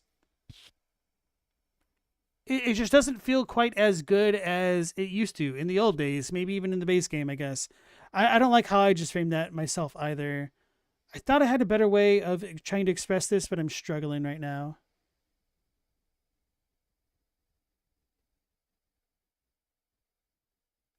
Chadwick said, if he's trying to convince you it's not good, that's an issue. If he's just opining that he doesn't like it, then you guess that's what a YouTube channel is all about. I think he's trying to say that there are things that he doesn't like, and he's trying to objectify or make them objective what those things are.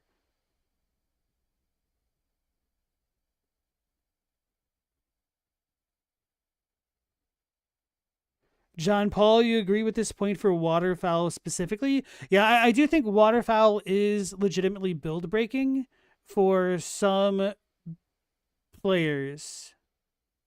Or it just takes like a really godly level of positioning to mitigate, which you can do, but that doesn't necessarily make it as fun or as engaging as one would like it to be. And I think that's probably the better way to express it, that if somebody finds using Divine Beast Frost Stomp with this fist weapon is fun and engaging, then they go up to a boss and the boss is telling them, hey, idiot, don't use that fist weapon with Divine Beast Frost Stomp if you want to win.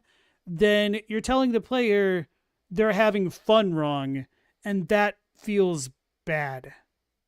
It's not so much about getting good to an extent, it's that it doesn't feel good to get good with this setup, I guess. All assuming you're using a weapon with the swappable ash in the first place. I spent most of my first run using the Godslayer Greatsword, and you can't put Bloodhound Step on that. Yep, same here.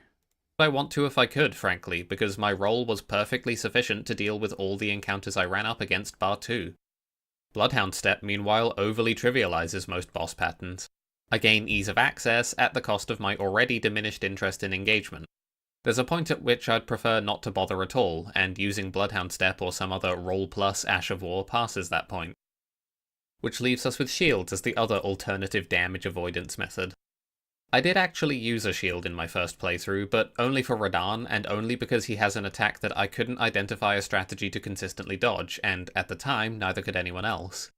I'm not sure if it has now been determined to be consistently rollable, but the strategy I saw employed entailed no armor, no punishing a huge number of potential windows, and sprinting left for half a second after just about every single action in the fight just in case he did it. that's amazing. It's this 3-hit string. It would, without picture-perfect positioning in the terrain that you can't consistently dictate, always roll catch me on the second hit. I couldn't roll through both the first 2 hits in any consistent manner. The hitboxes on his swords are large enough and his tracking strong enough that he will almost always catch you even if you try to go under the second strike. So yeah, I did use a shield. Once I was presented with an attack that I literally could not consistently evade, when the game essentially gave me no other choice. On my second playthrough, I messed around with the deflect tier. Oh, and then I think another component of this, which is often underappreciated, is that everybody assumes that you are light rolling. Which, if that's the default assumption, then why is medium and heavy rolling even allowed, essentially?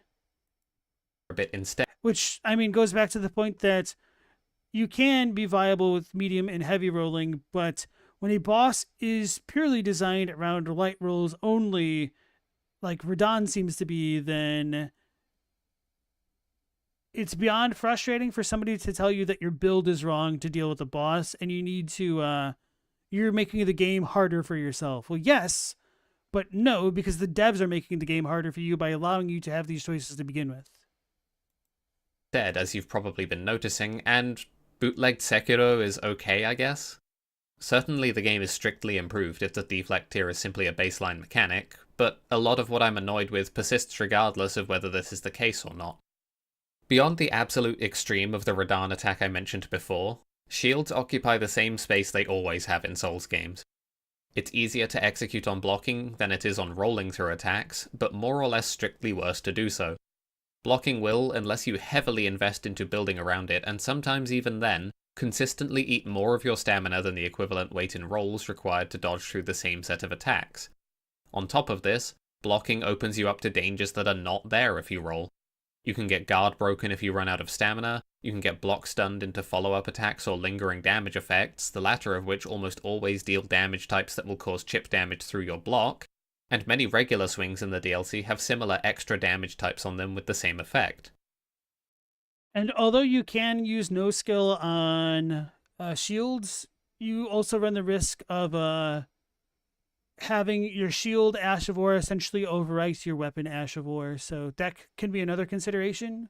So when I was using my shield, I was like, bro, I just need to have like way more not poise, but essentially poise to be able to withstand some of these enemy attacks. So I resorted to using Barricade Shield because I don't like to use things like, what is it called? Golden Vow? No, I don't think that's right. The one where you become immortal or invincible for like a quarter of a second when you use it. I don't like using stuff like that just because, I don't know, it feels a little bit too cheesy. Like I do want to be punished, but I don't feel like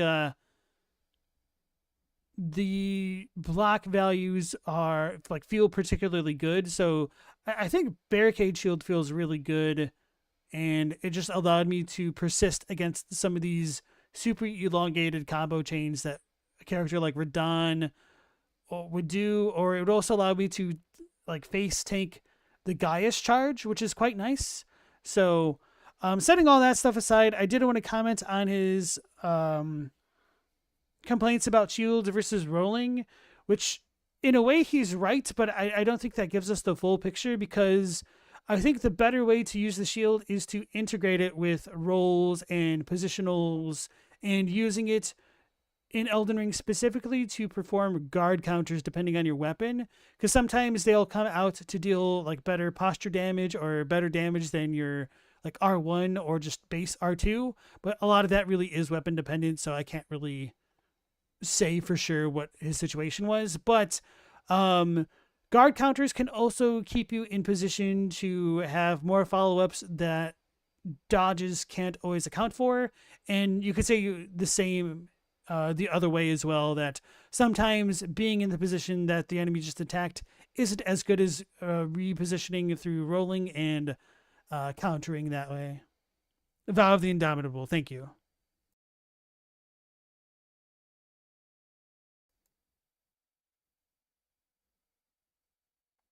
Halo, you've never done a playthrough with light rolling?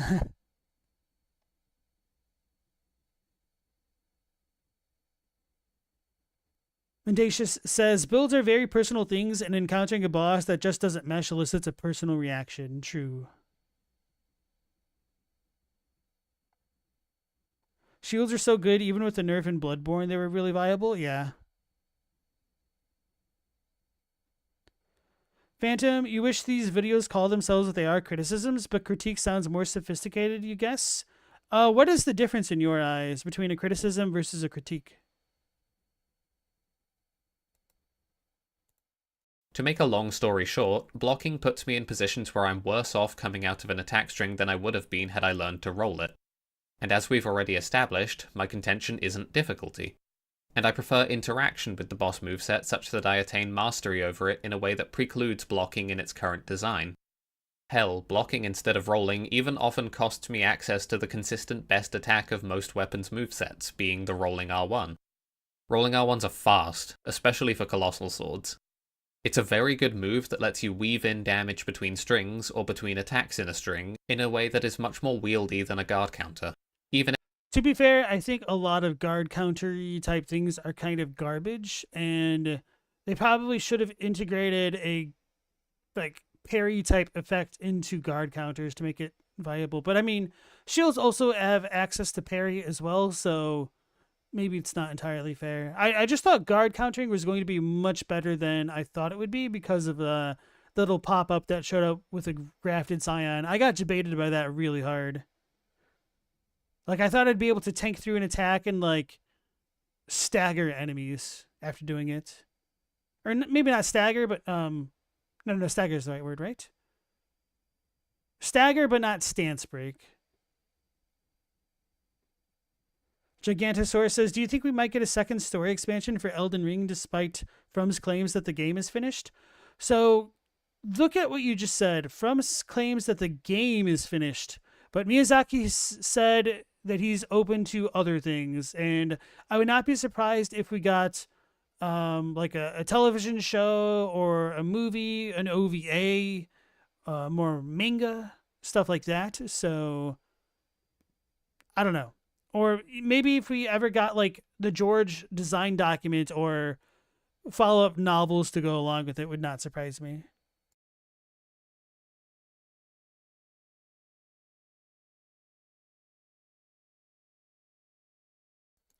Titan says, remember pre-nerf Rocksling? Just poise break spam the boss. Yep. Hey, Natural Phenomenon, it's been a minute. How you doing? You knew the guy the word Jebaited is derived from? That's wild. I guess I don't even know the lore of Jebaited. And Mothcrab, welcome back in. and if the guard counter has higher reward. So yeah, I don't really want to block, and outside of the things in the game that are literally undodgeable or close enough to that point, I'm going to stick to dodging for the most part. So a lot of people are going to give them crap for saying that they don't want to block, but I'm going to be real and say, okay, I think you should be perfectly valid in your decision to choose to not block things. I think it's actual bullcrap when somebody is saying like, hey, you're not engaging with the game the right way because you're not using Spirit Ashes, you're not using a shield, you're not using Rivers of Blood, you're not using Moonveil, etc. Like it's just garbage. Like let people play the way that they want to play. And if you want to give people the option to play with terrible builds, they need to be viable, and not only just viable, they should be enjoyable for the people that actually want to enjoy them. And if these bosses are having a lot of issues for people playing like non-meta stuff, then I think that probably designs or speaks more to the design of the bosses being at odds with like these builds than the builds being at odds with the bosses. It's in reference to Alex Jabali, the founder of CEO of Fighting Game Tournament. Oh wow, that's not what I expected at all. Mothcrab said, people actually say you have to try hard at Elden Ring or you're not good. Last you checked, if you play with try hard builds, you're the one engaging in easy mode. Well, I mean, the thing is, when people are saying, like, hey, you're complaining about the difficulty because you're playing in a dumb way, get good, there's a hint of get good means your build is bad, so change your build. There's also connotations of get good means just, keep running your head against the wall and like just beat the boss, like actually get good. So there's a variety of ways that this stuff gets expressed. So one of the more common criticisms is that, hey, you're not using the tools that the developers gave you if you're not using things like spirit summons, which to an extent is true.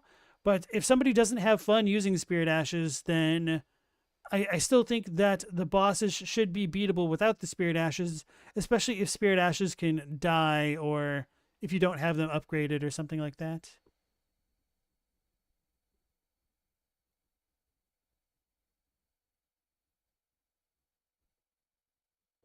Blocking does nothing for me that I want, as opposed to rolling.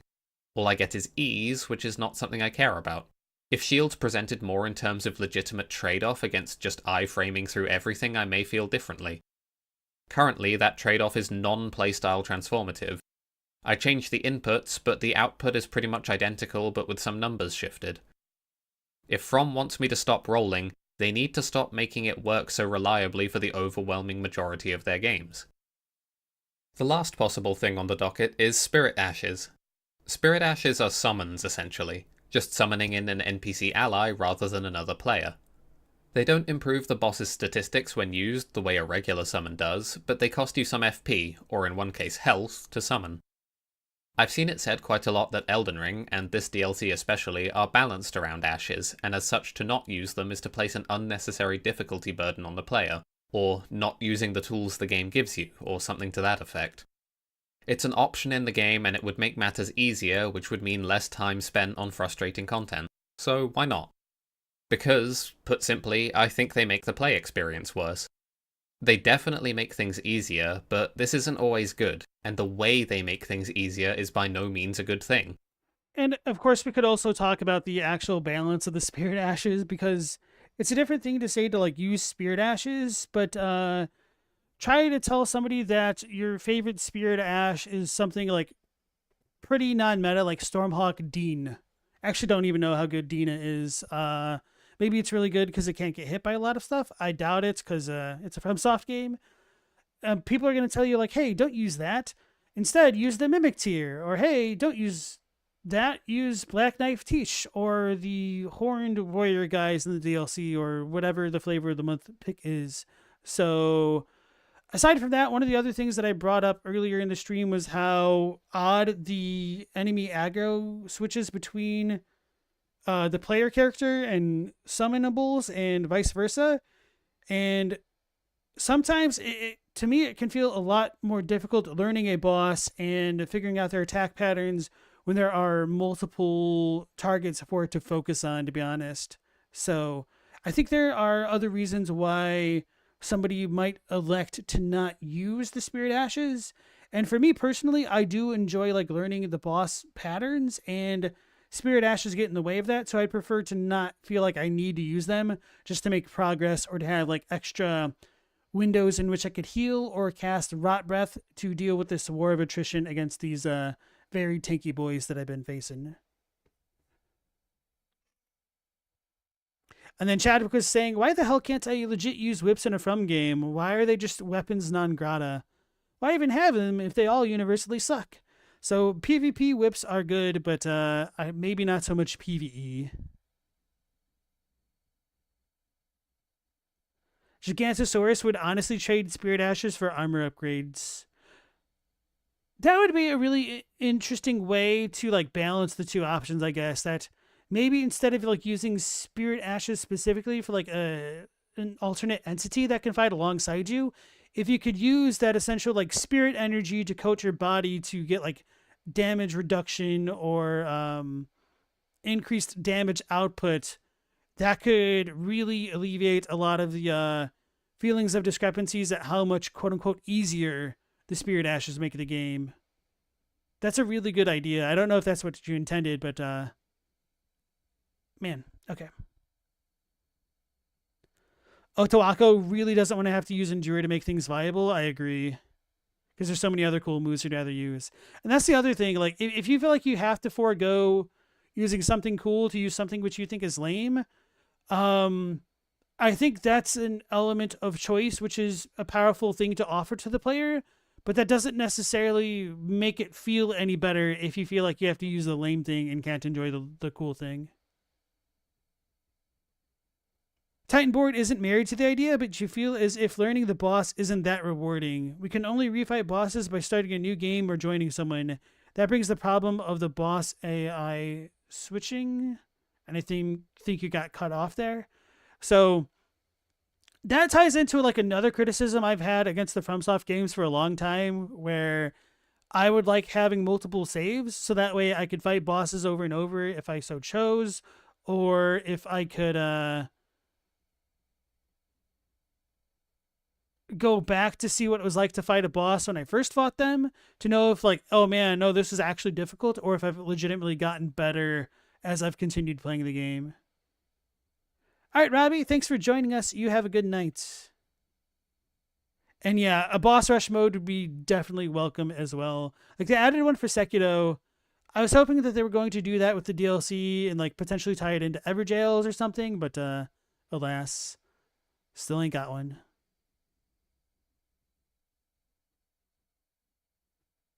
Otoako says like the bonfire aesthetics in DS2 are good. I do really like the idea of the bonfire aesthetics. And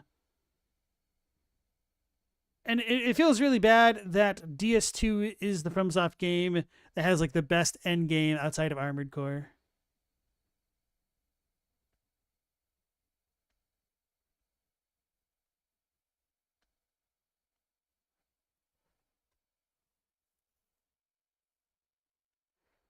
Mendacious says Lord of the Fallen 2023 stays winning boss refights and a boss rush mode for rewards.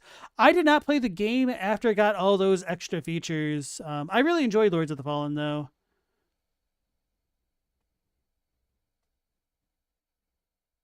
Armored Core 7 when? Once the fires of Rubicon fade, obviously. So okay, folks, I don't think I'm going to go through the rest of the review tonight, so I might just actually pick this up from tomorrow, because we've gotten an hour and 5 minutes into it out of an hour and 48. So I think I should just stop here. I'm going to go ahead and like it preemptively because I liked a lot of the discussions and topics brought up so far. I'm going to also share it with you guys if you want to give Theo T Tree some support, as always. So we can pick this one up tomorrow or today at 10 p.m. Eastern Standard Time. So sorry for kind of like the abrupt ending here, but I don't want to like stay here for another 2 hours to go through 45 minutes of footage, because I've been reacting to this a lot longer than I anticipated, to be honest. I was almost worried when I started that I was going to have to end things early, but here we are. Okay, yeah, I've already linked it to you guys in the chat. So, okay, guys, that'll be it for tonight's stream. So thank you all for joining. As always, I appreciate it. Hopefully, I'll catch you again at 10 p.m. or whenever you join me.